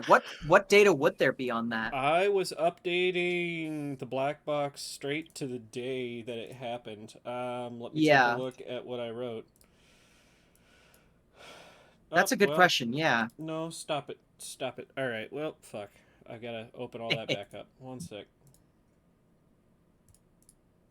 well, while that's happening, So that should Dude. be under our latest job. Let's see. Yakuza ties? No. Not under hot. I don't know if you actually had gotten to that one yet. I remember writing it down. oh What my would it God. reasonably say? Well. Shit. Maybe I put it under other notes. Hold on. No. I mean, her plan was, Lucky's plan. We'll just, Lucky's plan was to use, your little, the little comment made to you about, yeah, I already know where he is. You should ask, his girlfriend about it. Was going to use that as an opportunity to ostensibly you'd be curious, so you'd want to meet them. Yeah. And then she would, take that information, go to Artis, actually go to Rainier, say, hey, I have his location. What do you want for it? Yeah. That was about as far as the thinking had gotten. Yeah, and Fair. we had talked. Scissor and I had talked about doing a little sit-down dinner thing at some point. Mm-hmm. Yeah. It was convenient. Yeah. Most specifically Very. because at the end of the day, Lucky knew what you'd do. Yeah. Lucky, I'm gonna be honest with you, Cash. I'm gonna be honest with you, Amy. Gunner kind of was 2 steps ahead of you this whole time. I knew he would be. I knew he was. He's I knew really that. good at Like, this. I knew it. Cash He's did not. very good at this. I know. It's Um, so clever. You're so but good. yeah. It kills me. So I'm not good at this. You gave this to the wrong person.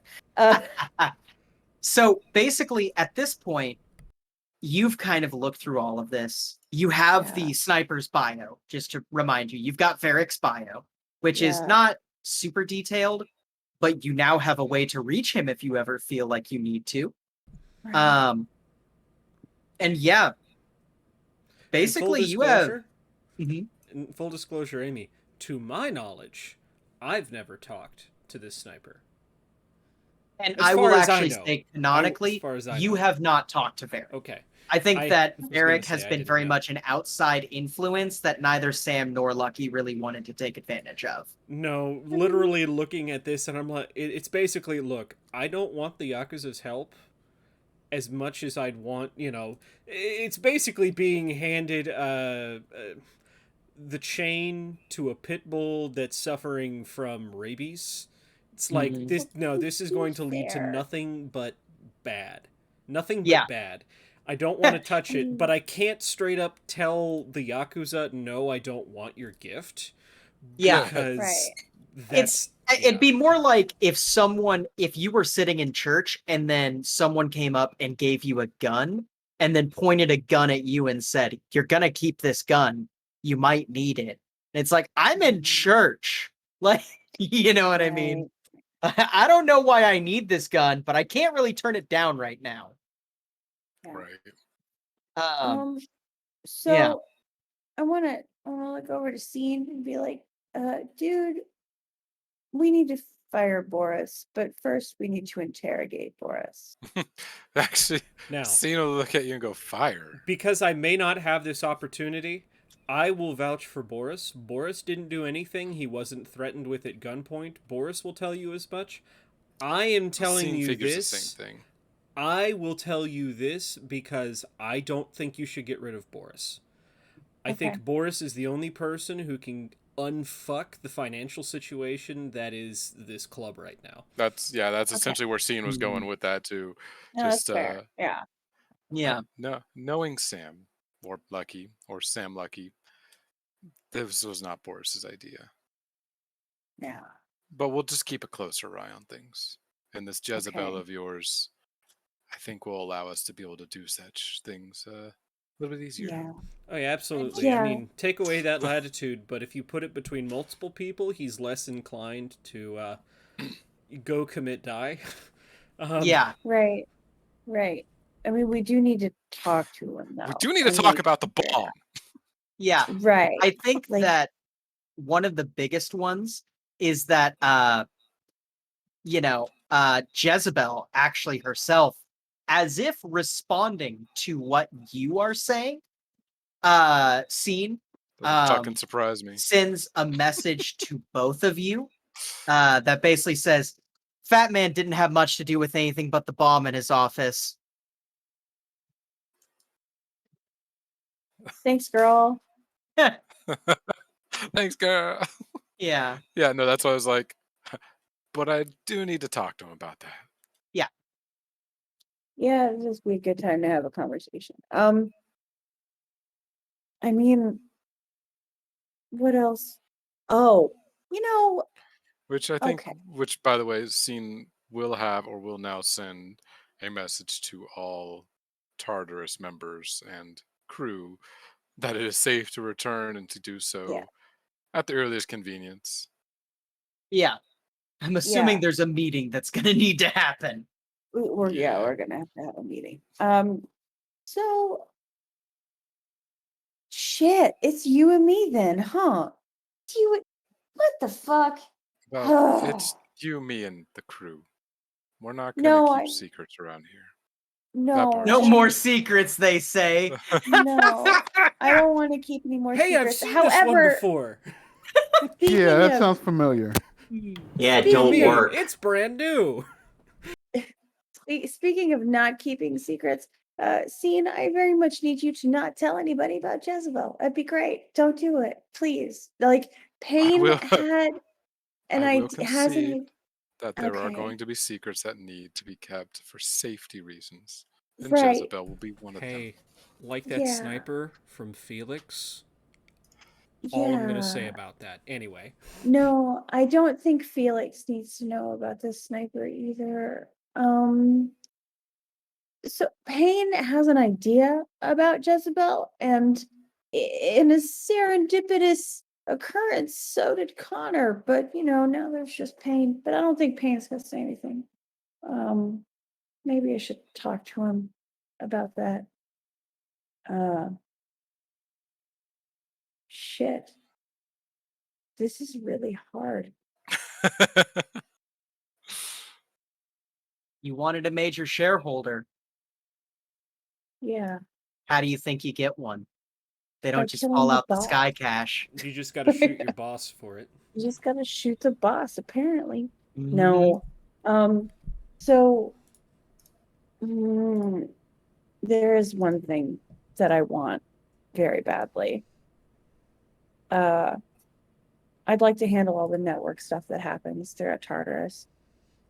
And I don't know what parts of it you want to handle. This is Cash talking to Scene. Okay. But I think that when it comes down to like networks, things like that, the back end, I'd like to be involved in that. I have Pretty no idea heavily. how anything net running works. That's all you. Okay. There's some unfinished basement that I kind of talked to Lucky about, but it never really went anywhere. I'd like to build into that space for a couple of reasons. Did I tell you that I have a side business going on? Oh, speaking of no secrets, I absolutely made a partnership with Zween Shemaya about this side gig that I'm doing called Pirate Bay. It's quite clever and it's quite fun. But you know, I don't want to cross her because I don't want to get murdered that way either. So I got like a side thing going, but the vices don't have anything to do with Tartarus. It's strictly with me on the side. Yeah, that's happening. She gave me a lot of money to build it up. You should see it sometime. I have a demo. I'd love to show you. Like, we don't have to do that right now. Obviously, I'd like to take a shower. I'd like to find my wife. Where's my wife? Did she show up? And it's probably exactly this time. My wife, sorry. Where's my wife? It's probably about this time. You actually do get a phone call from Trixie. Yeah. Hello. And we're actually going to cut to that in a second. Okay. Hey, Dexter, what are you up to? But after searching for explosives and then finding a nice Dutchman to pawn that job off to, Uh-huh.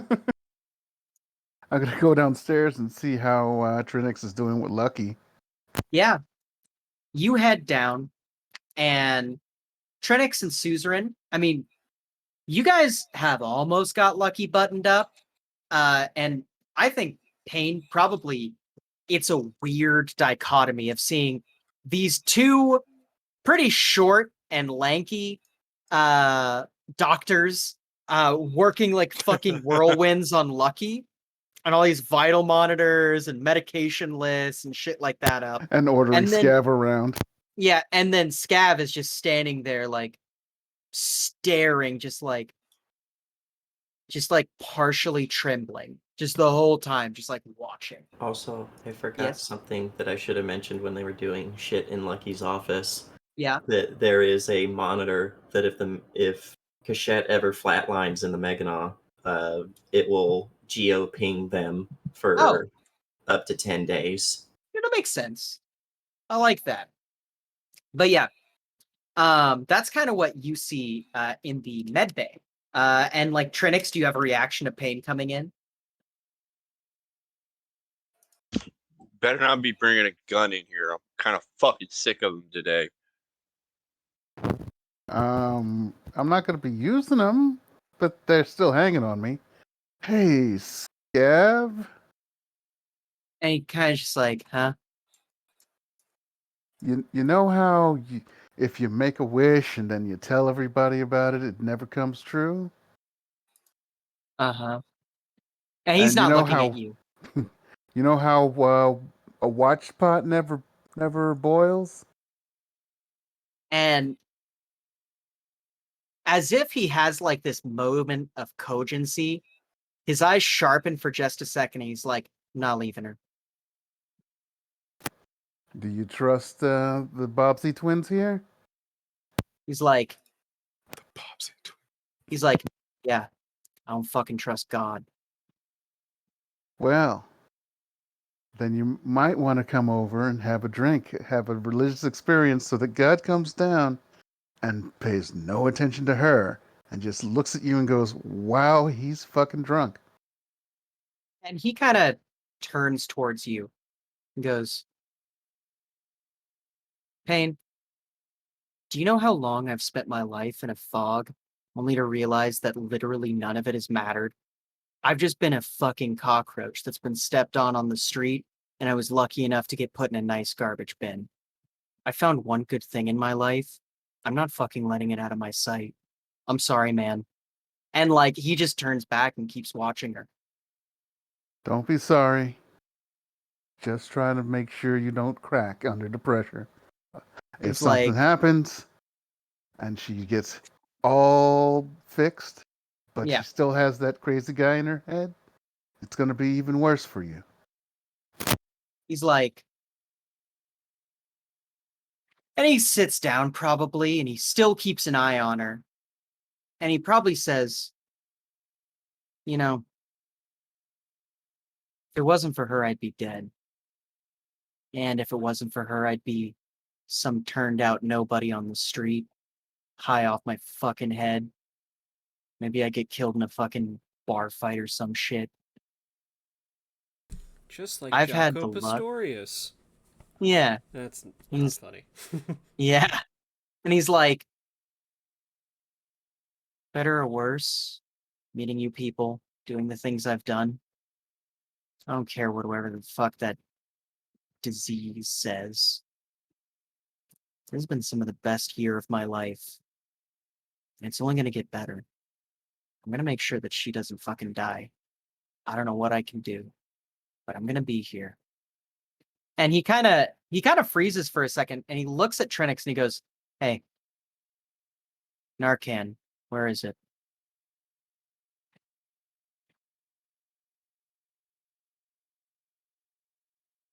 Gonna get clean for her. I fucking love this.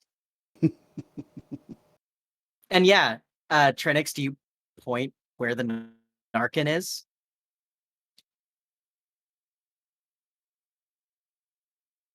Scott? No, Scott, you had so much to live for. Not not Trinix too. I think Sue's Trinix are in a flatline. oh, go ahead. Oh, wait, he talked. Okay. So he's like, fourth shelf, right side. I think it's halfway through the shelf in the back. Yeah. And he's going to, walk over and he'll grab himself some stuff, and he's not going to do anything right now because he doesn't need to, but he's going to keep it right beside him. And he's like, hey, Payne,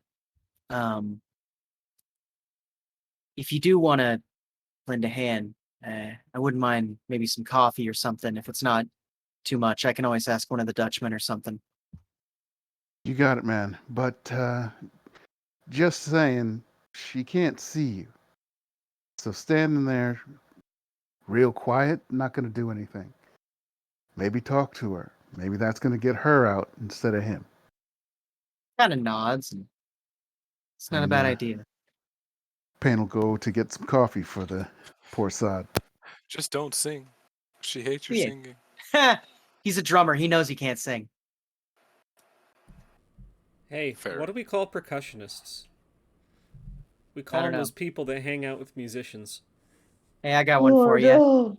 I got one for you. What did the drummer get on his ACT? Drool. Uh, Fuck. Right. That's hey, listen. I have plenty of drummer friends. How would your drummer friends hear or feel about hearing this? Oh, they fucking crack their shit up. After a I've few told minutes that for them one. to think about it. Yeah, probably. Yeah. I've told Levi plenty of drummer jokes. My homie Levi, who used to be in a band with, and like, legit, if there was anyone who loved a drummer joke, it was him. You know what I mean? But yeah, love that. probably as you're walking out, Payne, you see Serum. And Serum is walking in. He's got like a half-burned cig in his mouth, and he's like, "Holy fucking shit. What the fuck happened? Well, the fit hit the shan, man.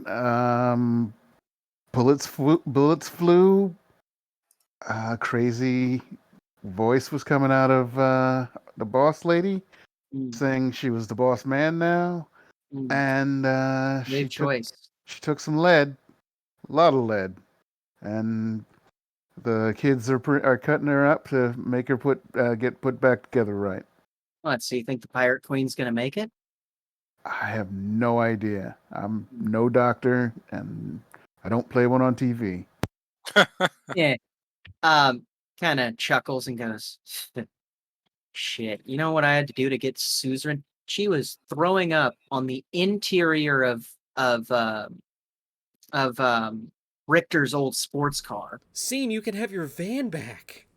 Yeah, Yep. it's like throwing up on the inside of Richter's sports car. I say, hey, we need to get back to work. And she looks at me. She goes, I've never not been at work. And I say, well, you're drunk as hell right now. And she goes, well, then fire me. You believe the fucking mouth on this kid? As he's like finishing off his cigarette. Yeah, That's I my believe it. bitch. She's a firecracker, Like, speaking but of she's a which, damn good assistant to a doctor. I'm gonna need to fucking detail that car, but uh I shudder to think what vomit's gonna do to upholstery overnight. As he's kind of like wondering, he's like, everyone else make it out okay? No, Connor went to finish her off, Mm. and a And big robot with a little cassette in it decided he was going to save her. So Connor didn't shit. come back. Wow. I didn't think he'd have the stones. I mean, nothing against him, just damn, it's fucking hard. You doing all right? I'm doing okay.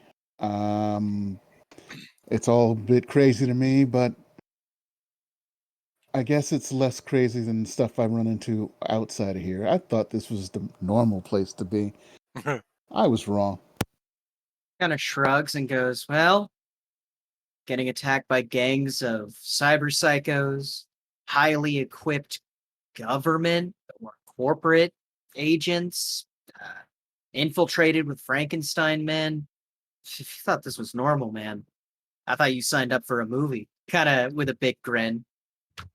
I wish, but look at the other side of things. I told you about the Travoltas and the cages. Kind of goes, yeah, shit, right. You know, I you're gonna got have to. crazy on both sides now. Yeah, he's like, oh shit. Are you gonna have to credit John Travolta or Nicolas Cage whenever you go through and run riot, sell the VOD? Probably not, Hmm, because those guys aren't actually him. They just look like him. I guess. Plus, what are they going to be looking at XBDs? Virtues, I hear, don't really appeal to people like that. They can already have it themselves. Those guys are still alive? Hmm. Yeah, Nick Cage, I think, retired to some villa in Argentina. Maybe it was I don't know, Catalonia, something like that. As for John Travolta, fuck if I know. He's probably staying alive somewhere. God damn it. That was good. And he's like, shit. Hey, you wanna it's been a crazy ass movie. You wanna kick it and watch a movie or something? Cause fuck if I'm working anymore tonight. Sure, after I get a coffee for Scav. Yeah, Seems like he's gonna be going clean. no shit. Ask for Scuzz heads Narcan and getting off everything. Scuzz, Narcan and everything. Fucking hell. I guess that'll do it to you. Kind of like as he like pulls out another cigarette, he's like, Jesus Christ, shit really did get serious, you know. Yeah. He's like, oh, shit. Here, I'll go get some shit set up in the room. I'll meet you there. All right, see you then. Yeah. And yeah, you head off to grab some coffee for Scav and have a bit of a movie night. And we're gonna cut back to Cash. Cash, you get the phone call and you answer with a tentative hello. Yeah. Yeah, and she's like, "Oh, thank God. Oh, fuck, I heard about what happened. Are you okay? Oh my God, are you okay?" Yeah. I'm physically fine. She's like, "Yeah. Yeah, hey, listen. Uh Kachet's not in a good way. He'll maybe some sleep will do him some good, but suffice it to say, you might want to check the news real quick." Why? Why? What happened now? Oh no. She's like, she sends you a real quick link, and she's like, "Listen, it's not terrible news. I can't get back tonight because of it, though." And you see the news headline. I don't know if you watch or read it or whatever, but it's it's part of shit, AWN. I gotta look at my own goddamn notes for players. Who's who? Fucking Nightlife and Low Life. The Varhide. So yeah, there's like a Varhide entertainment, or infotainment. Sorry, I cannot say entertainment. They're legally classified as infotainment, and if you say that they are either information or entertainment, they will sue the shit out of you. No, and I don't want Twitch to get. I don't want our Twitch to get sued by Varhide Infotainment. You know, the Right. real company that actually exists. But yeah, it's a headline that says Nord in flames. Nazis riot. And there is a huge amount of footage from drones of drones getting shot down. There is massive groups of these guys who are out in force. And from what you're seeing now, Cachette would know what's going on. There's an overturned half track that is on fire. To you, you don't know what Cachette did, so you're just like, "Ah, fucking, they're burning shit." Yeah. It's not just tipped over. He grabbed that thing and he ripped it in half. Oh, yeah. No, the entirety, but essentially what you glean from this article is Nord is lit up. There are people from the Union who are getting strung up in the fucking streets. There's like gangs roving around right now, and it's not clear as to why they're doing this. Trixie gives you a little bit of context of, we think Cachette might have stirred a few things up. Yeah. That. It's nothing we can't handle. We should be able to get out when it's daytime. Okay. Sorry, our sorry, our honeymoon is a little bit shot. Shot. I Right. will come out of the fucking grave if you guys do not take a fucking honeymoon at some point. Yeah, You and guys better. For yeah. me. Not for Lucky, for me. Mhm. I'd love that. She has to survive getting out of Nord first. Yeah, Or you have to survive getting in, wink wink. and she's like, I mean, "Don't worry. Ingvar said he can get us out in the morning. I'm safe. If there's any kind of united front who somehow get in this building, it'd be through a goddamn miracle. They don't even think that Ingvar had anything to do with it." Which, to be fair, he didn't. okay. I just Okay. want you to know I'm safe. Okay. Everything's okay. We are taking care of Cachette. We're God. I know that this isn't my fault, but I'm so sorry that everything got so fucked. No, it's fine. It's fine. She's like, Say whose fault it is. I know you want to. I was thinking the same thing.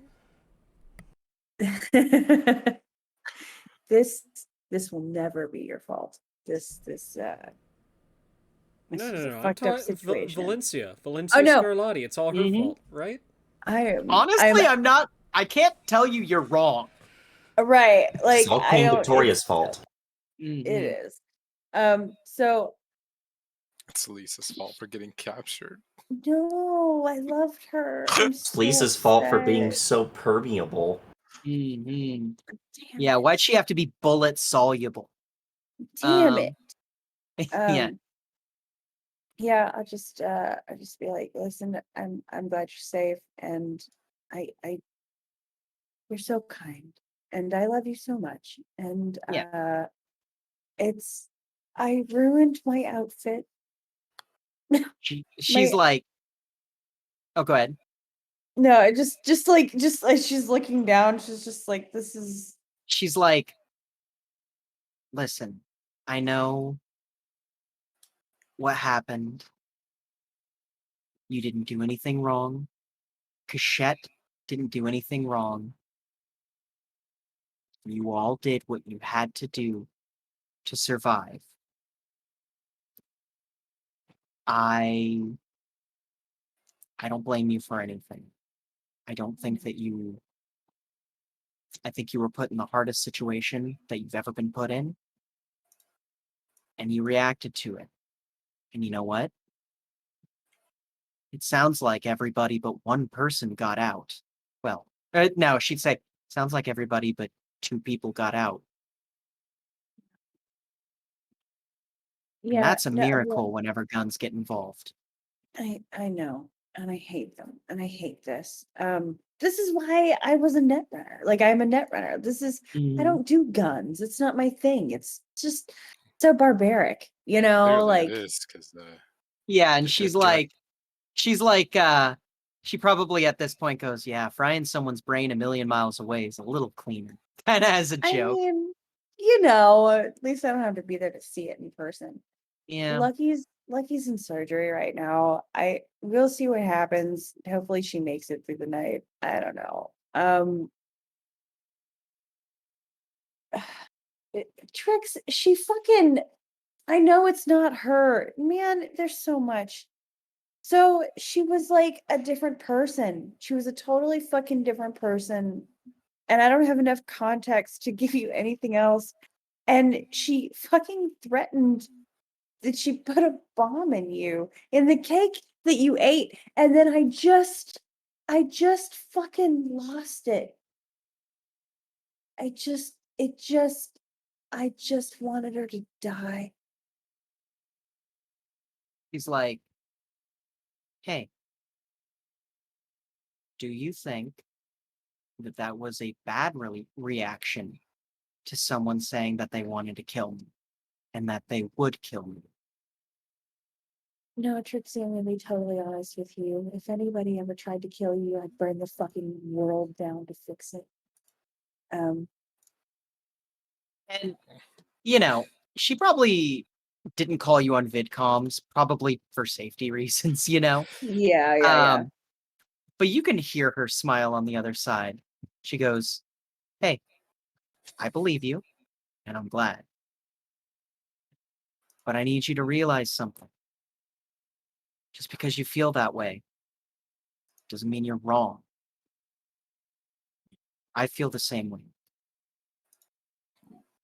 Oh, you're my favorite person. I wish you could just come back. Fuck.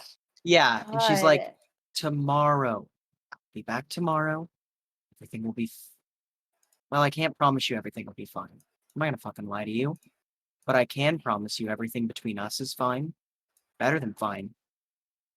And at the same time, when I see you, I'm gonna be thinking that this is the most relieved I've ever been to see you in my entire life. Honestly, same. Yeah, Very much same. And yeah. holy shit. Okay, can we just stop for a minute and recognize that we got married? I'm the most non-committal person on the planet, and we got fucking married. Yeah. Girl, what And the fuck? yeah, and she's like, yeah, um, kind of like pauses for a second and goes, hey, uh, this, well, she probably pauses and goes, hey, listen, I I really am glad that we're getting to talk, and we definitely need to talk about my dad's stale ass dance moves. In fact, he was trying to dance with your mom. That's I mean, weird. That's so weird. But Yeah. I It just works, but it doesn't. it doesn't work. And But they're oh so cute man. together, but it'd be so No, wrong. it'd be awful. I can't. Like your dad cannot be my dad, and my Your mom cannot be your mom. stepsister. Yeah. I Yeah. can't. This is a Listen, we're no. just roommates. It's fine. That's true. That's absolutely true. We're roommates that now share property. Absolutely. Back in the day, they would have called this a common law marriage. Well, they would have called Yeah. this a real marriage, but we would have eventually gotten common law married. Or we would have Right. got burned for being witches. Whatever the case. I'm glad we're not on Yeah. fire right now. So far, yeah. Yeah. One other weird thing that's happened. Apparently, Cian and I are in charge now.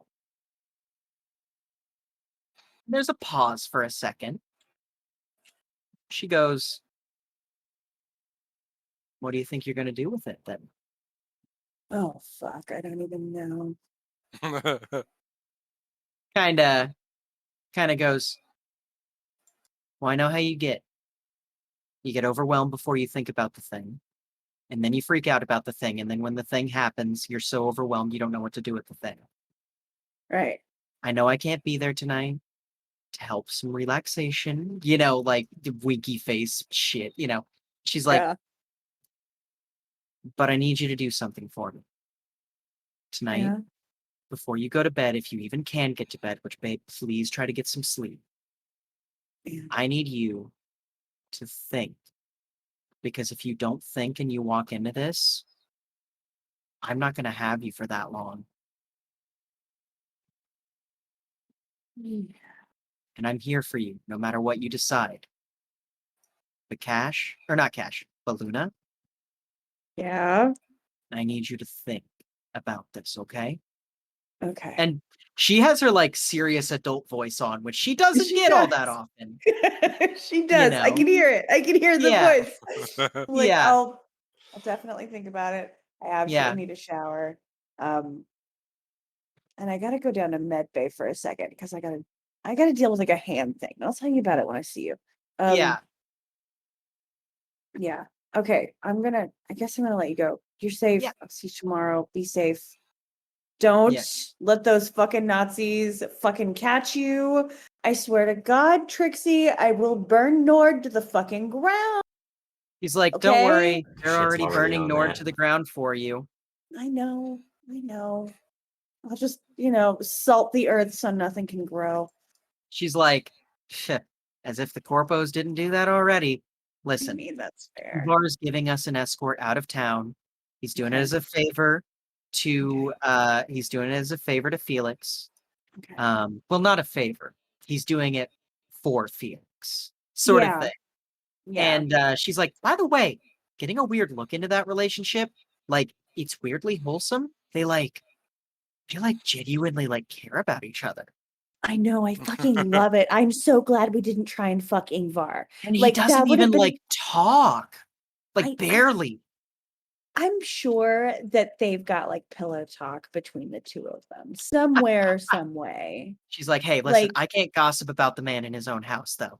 right. I gotta No, go, babe. right. From experience, I would highly suggest that you don't gossip about the man in his own house. We'll talk about that when you get back too. Fuck, girl, there's so much. So much. I love I'm that. asleep when I'm yelling. And she'll be like, well, hey, I love you. I I'll love talk you. at you later, okay? Okay. Yeah. And you both cut off. And we're gonna go one more scene. Oh, sorry, go ahead, scene. Can we say this was still while we were in Lucky's office? Yeah, sure. I mean, Absolutely if you was. want to, yeah. I just want to be hey, look up and go, what was that about not spending honeymoon night together? Oh, yeah. She's stuck in Nord because it's burning to the ground because of Nazis. Okay. She's like, how about you go get washed up? And I may have missed your wedding, but you're not missing your honeymoon. Get washed up, meet me at the van. Hey. Okay. I need 15 minutes because I am really fucking gross. It's cake down at this point. Yeah. So like we I- get the armored van Grab- and drop you off, and Oh yeah, absolutely. And by the way, scene as you're getting prepped, Serum actually runs into you and he's like, "Hey," and then like gives you this huge fucking hug and then takes a step back and goes, "I'm sorry, that was weird. It's good to have you back. I'm gonna go watch a movie with Payne Dexter." it's good to be back. Thank you for taking care of the van and enjoy Yeah, the it kind of movie. got blown up, but I fixed it mostly. There's a couple parts that I What? don't know how to. Assassins from Artis, we think.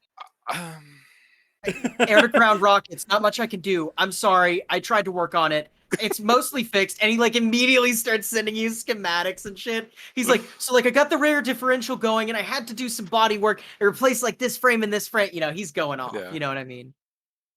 I'll look into it. Yeah. And he's Enjoy like, your movie. thank you. I'm so sorry. We can hang out later. Are you sticking around? I'll be out for a bit, but I'll be back. Okay, cool. I'll be in the garage. Bye. And like he'll just like turn around and walk away. I love that. Yeah, Serum's terrible with people that he's very awkward until you're in his comfort zone again. You know what I mean? Right. And he also respects the absolute like the only person that he respected more than Lucky was you. Like, you know, and you just kind of left. So like you're Yeah. back all of a sudden, you took command of shit, and he's just like, oh shit, it's the cool kid again.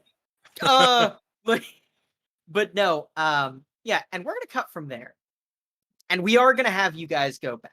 I think that we will acknowledge that that happens in the background, Yeah, no, that's fine. and That we was will just like a probably thematic thing.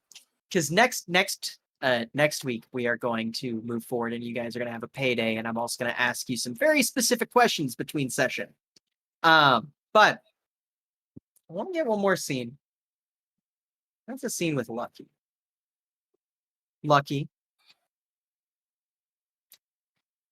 you've been here before. It's dark. You feel weightless. It's as if you're kind of floating in water, but you can breathe and there's a gentle warmth. You hear, well, that looks like it went tits up, didn't it?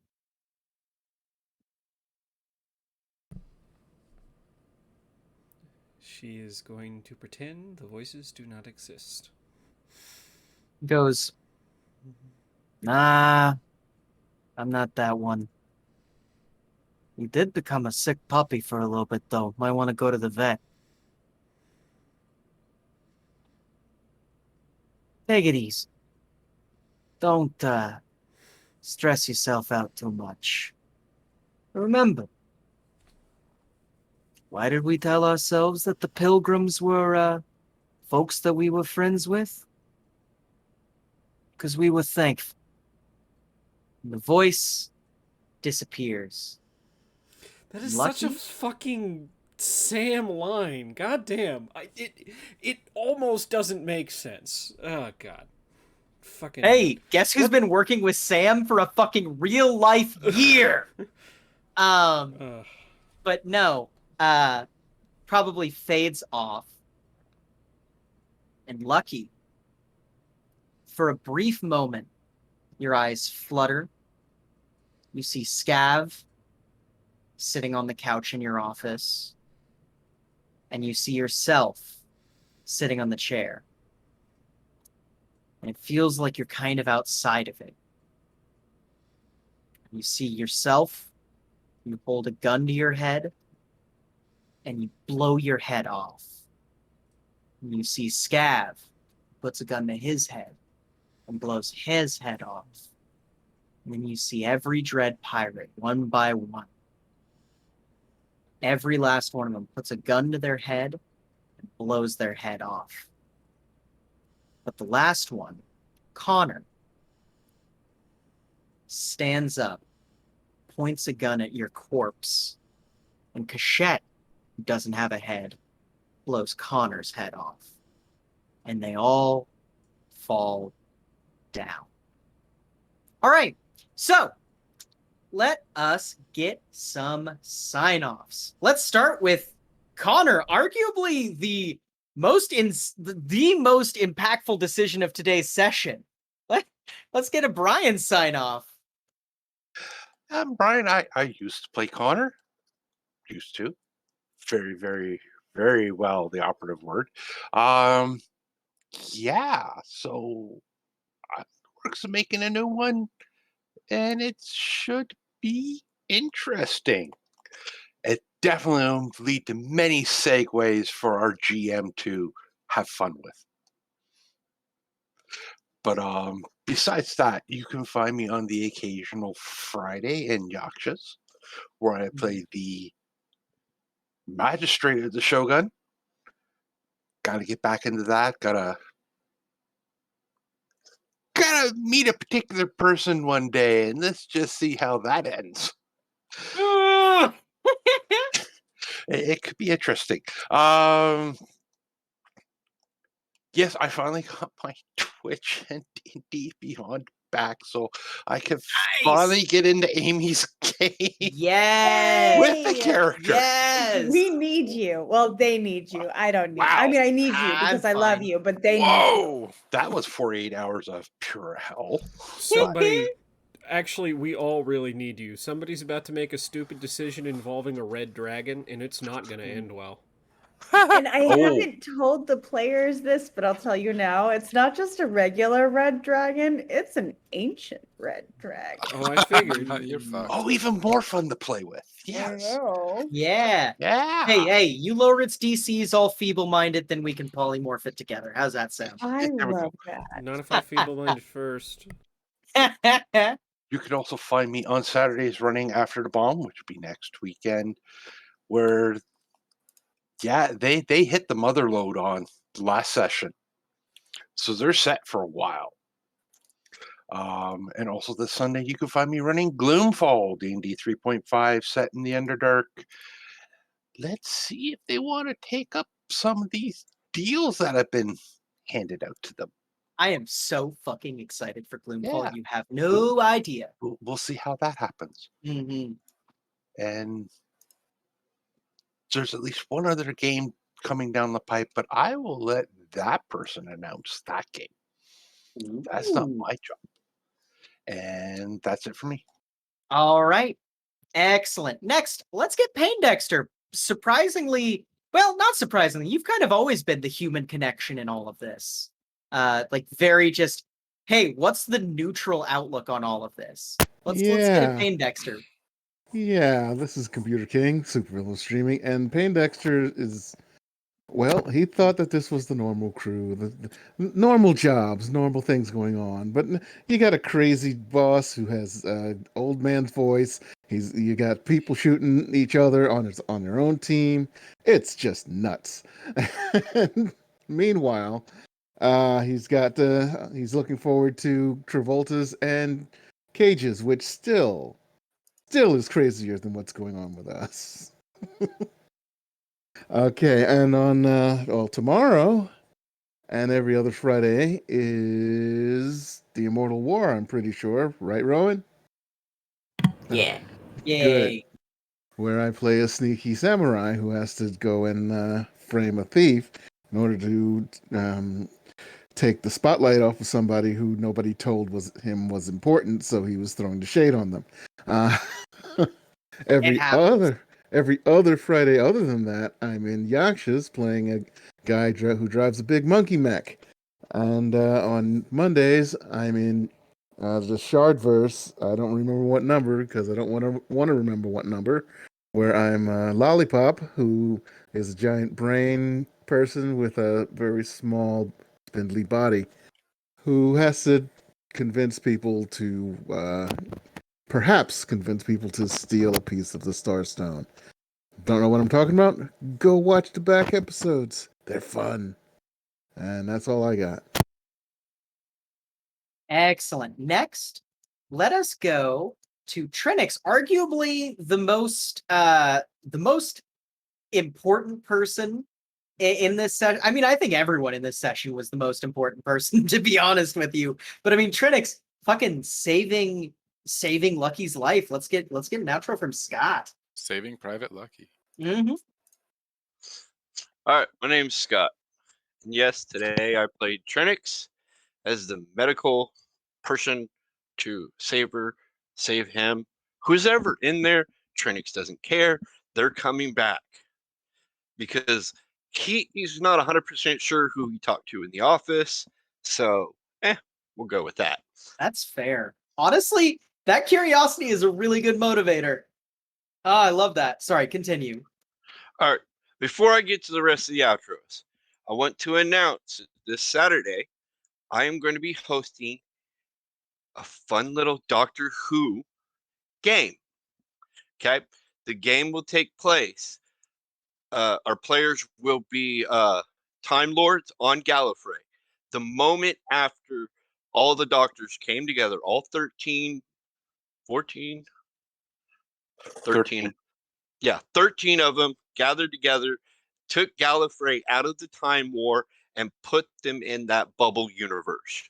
Our party will be Time Lords on Gallifrey, and we'll have a mission from the Time Lord Council on the city of Gallifrey, or in the Hell yeah. capital of Gallifrey.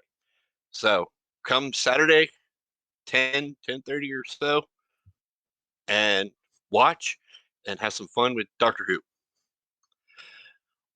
With that, what else? Okay, so other games that I'm on too, because I don't know, I'm weird. So the opposite Fridays or Saturdays of Doctor Who, which will be not this Saturday, but next Saturday, I'm After the Bomb, which I miss because I was spending time with my mom and sister, and that's pretty important to me because I haven't seen my sister in 3 or 4 years. But After the Bomb, I have to find that episode and watch it and figure out what I did before the next thing. Okay. And then there's Gloomfall, where I did a sermon and I did good. And I got 15, 16. I don't remember where my notes are.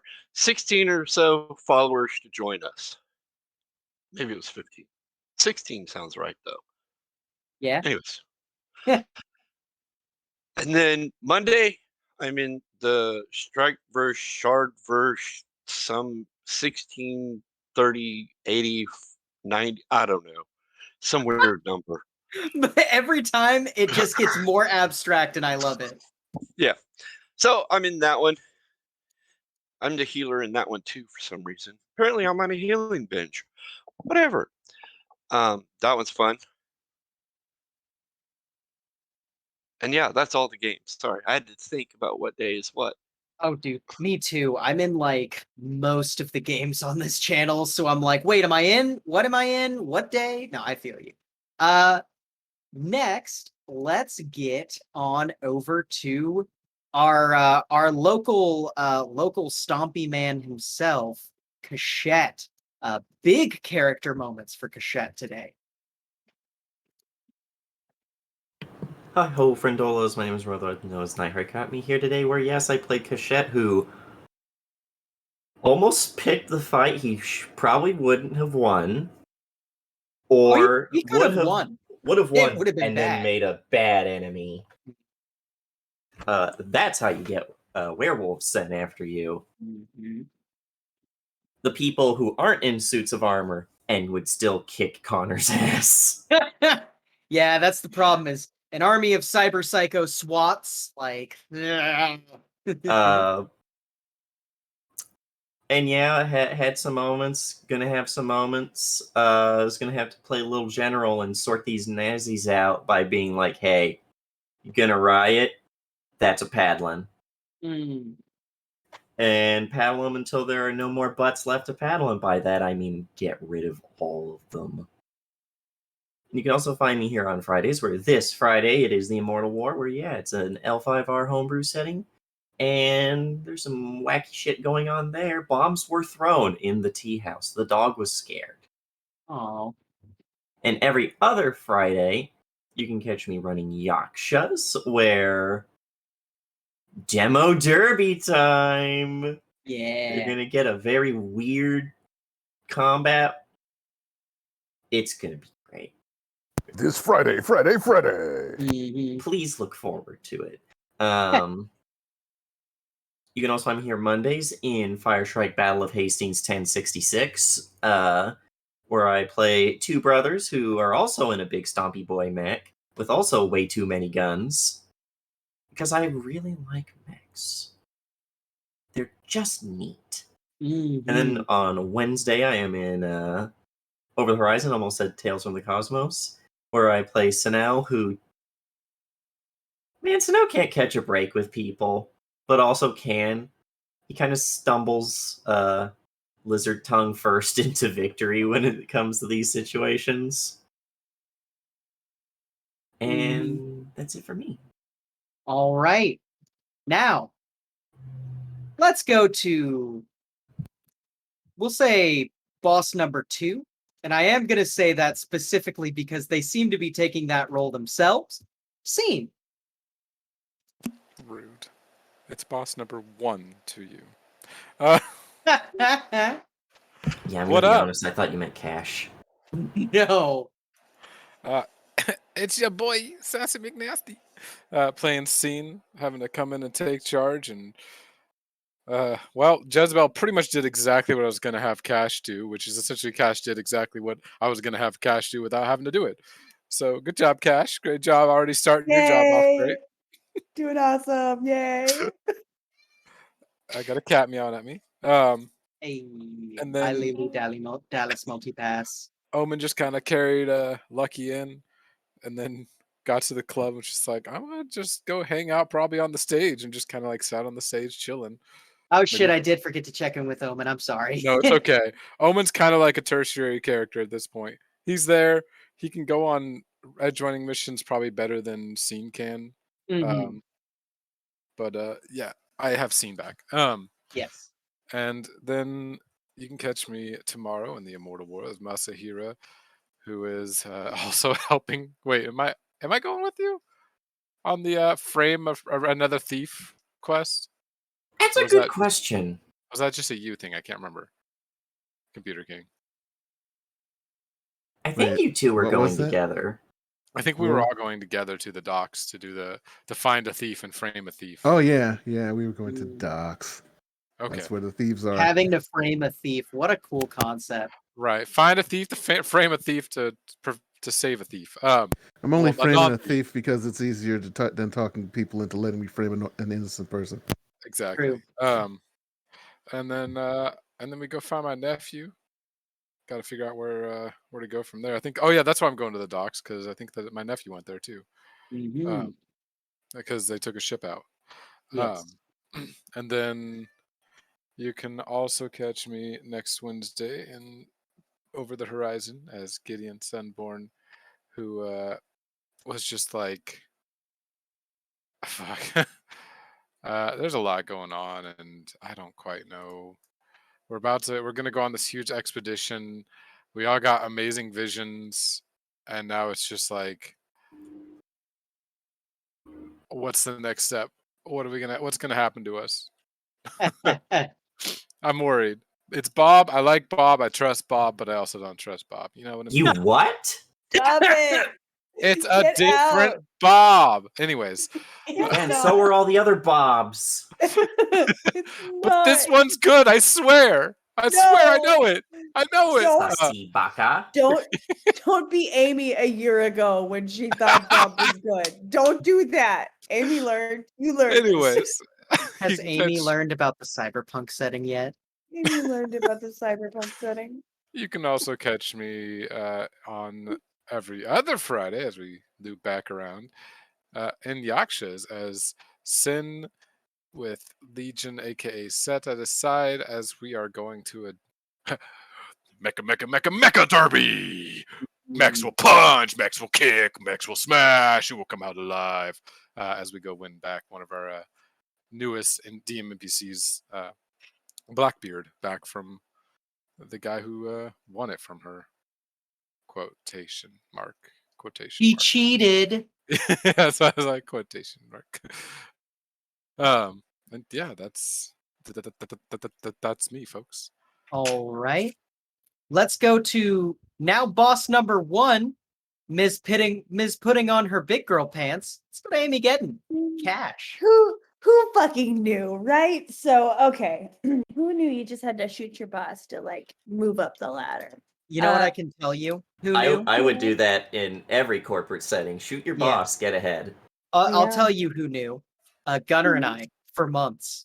I know. I'm very upset about this because, like, I just wanted to be a fly on the wall of all the conversations you had, and now we're here, and it's like, fuck. So, okay. You Oh, don't get to okay. just be a fly. You have to participate. You have to. If you want to know, participate. you got to be a part of it. You have to know. Okay, so hello, I'm Amy Gedden. Today I played Cash. Holy shit, this was crazy. I'm very sad, very excited that I get to meet up with my wife. I'm very excited about meeting up with my wife. After all My of this, this wife. was a lot. Let's see here. Today is Thursday. Tomorrow is Immortal War. However, I will not be there because I have to sacrifice a goat for work. And then Hell every yeah. other Tuesday, every other Tuesday, I run Nobility and Notoriety. It's a very short one-shot series where players have to fight a red dragon, an ancient red dragon. I mean, but they don't have to fight. They can just like talk to it and maybe work something out. I don't know. We'll see how that works. It's up to them. Or definitely try and kill it. It's your choice. With And then Nim at the table, I think not. I mean, you never know. Hard bad at words. Honestly, Nim's gonna fuck some shit up. You guys are gonna play chess, and he's gonna be like, "Fuck this," and then shoot him with some magic missiles, and it'll be delightful. I'm not playing chess. Right? I could And just then shoot him with my wand of magic missiles. we need to discuss PvP before you start doing that, though. Like that was one of the rules, though. No. At the so one of the rules at my table is if you're gonna do PvP, you have to talk to the other person you're planning on fighting to make sure that everybody's cool with it. So like I don't give a shit. Fight with each other if you want, but just make sure everybody's cool with fighting with each other before you do it. And then Wednesday I'm in Over the Horizon where I play a druid who is polyamorous and currently trying to fuck several women because that's my life. And that's me. And moving on from disaster case Amy. You're welcome. What's vicariousness? No. You're welcome. Well, and that brings it to me. And I think the first thing that we're gonna have before I do my sign off is we're gonna have a little what? Oh shit, Gunner! Fuck! I was so excited for my That's where I thought post-credits boss scene. number one was, and then you were like, boss No. number one, cash. No, It's like, wait, what? I'm so sorry. I forgot because I was excited about my scene. Please, Lucky, you've had so few lines, but such important growth in these last 2 episodes. Boss patient 0. Bosch Payson, Faust, you are Punish Snake right now. Hello, everybody. My name is Cyrus Smith, and I'm going to take a leaf out of Brian's book and say I formerly played the character that went by Lucky. That being said, there are new... Marcine has a new lease on life now, so we'll see how badly she can fuck that up in the first 5 minutes of being awake. You can also find me, let's see, you won't find me again this week because it's not After the Bomb on Saturday, but you can find me there. It's not, there's no Yakshas this Friday, but you can also find me there. And that'll take it back to, let's see, there is no Notability and Notoriety next week either, so the next time you can find me is in Over the Horizon. And I gotta figure some shit out. Anyway, that's me. All right. And that leads it to me. I'm so sorry. I put my carriage in front of my horses. But whatever the case, I think we'll start off real quick with a little post-credits scene. Because we're the Marvel Universe now. Aren't we cool? Do we get ratings? You're so cool. Thanos cock and ball torture. Thanos cock and ball torture. Okay, so Thanos was right. yeah. So what we get a dark room and a table with several seats that have projectors around them. We see a default avatar come up. We see another one, and another, and another. All right. Well, this game of cat and mouse is getting, I'd say, quite boring, Mr. Minsk. Do you have an end to all this? No, yes, no, things are going quite well. Operation Northgard is going without a hitch. You see, the thing with your types is that, well, you lack patience. He goes, I am tired of coming to this table, being seen as some kind of fucking hick. Listen, do you think that we would have all of Central Africa if it wasn't for me? How about Malaysia? What about Indochina? Huh? That entire region? Do you think we'd have any of that if it wasn't for me? You hear, calm down. There is no need to fight, gentlemen. There is no need to fight. Why rock the boat? The boat is fine. One other piece of note. Would you mind informing us on our friend who is the person of interest? Goes, well, person of interest is people of interest now. Pieces have been moved into place, pawns set. It's been a bit of a delicate balance, but at the same time, we think that we're going to be seeing very good results. And on top of that, numbers are going to be rising quite effectively. Margins are clearing, and our slight leak, well, let's just say that the angle is being controlled quite effectively. That reporter, though, bit of a hanging chad. Mr. Texas, would you want to prove your big, strong ability? Are you sending me on a bitch errand? No. Not a beach errand, like you say. Important work. I find my table overflowing, and I graciously ask you, as my cohort and my co-worker, to please help me with this load. I know you have very important work you are doing as well. After all, like you said, Central Africa would be nothing without you.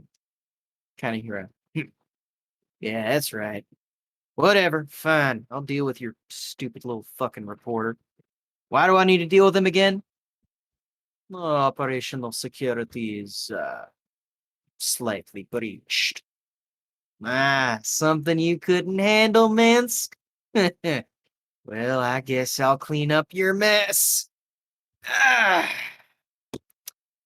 Well, we'll have squads in the city within, let's say, how does 2 days sound? I gotta pull a few people away. Azerbaijan is cooling down a little bit. Looking like we can reduce presence, but I gotta tie that into a nice little bow. It's 2 days, 3 days, take your time.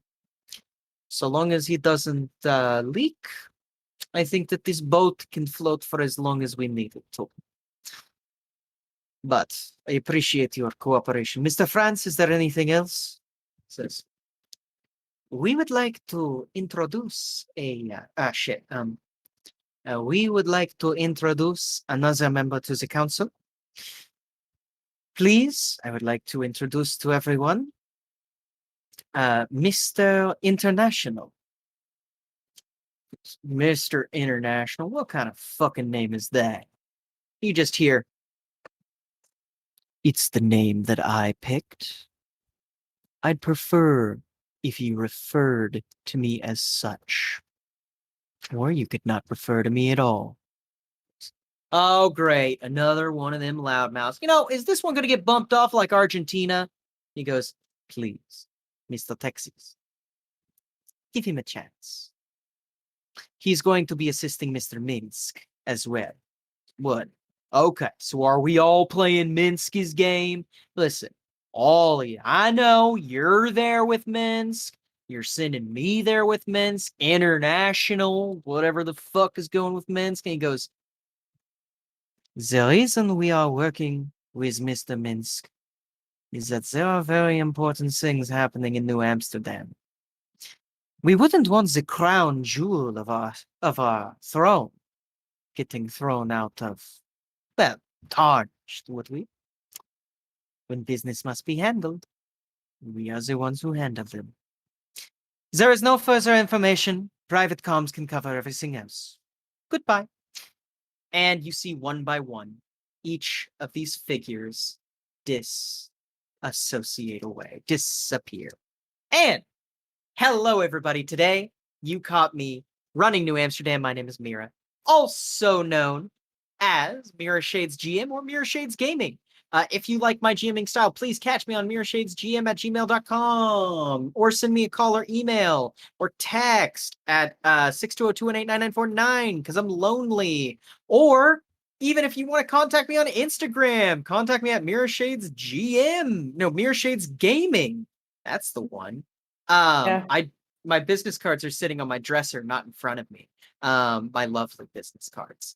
And then aside from that, you can also catch me. Let's see. Both Fridays, both in Yakshas as Frank, the Yaksha pilot who has cancer and nerve disease. The only thing he doesn't have is space cancer.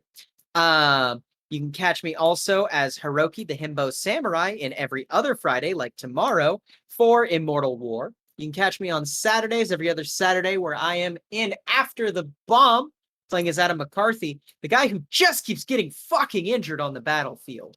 And then you can also catch me on Sundays, every other Sunday, where I am Madam Yinvrath, who's batshit crazy, but moving up in the world. And man, was she real excited by that vision she got shown by the Beholder. That was real nice. She was real excited. She really wants to be at that table. And then catch me on Mondays as part of Team Forearms as the showbod who's so bod, Clay Nasaravi. And you can catch me as on every other Tuesday in Nobility and Notoriety as Diolthus, Duchess of the Plane of Carceri, Plane of Incarceration. She is totally normal. Nothing wrong with her. She is a reasonable, average person who is very approachable and friendly. Amy's like pressing X to doubt. But yeah, other than that, if you are watching us live, thank you so much. We love you so much. But also, you can catch us on YouTube to watch us again and again and again at youtube.com/Pair Theater. If you are currently watching us on YouTube, we love you so much. But what are you doing, you silly goose? You could be watching us live at twitch.tv/Pair_O_Dice_Theater.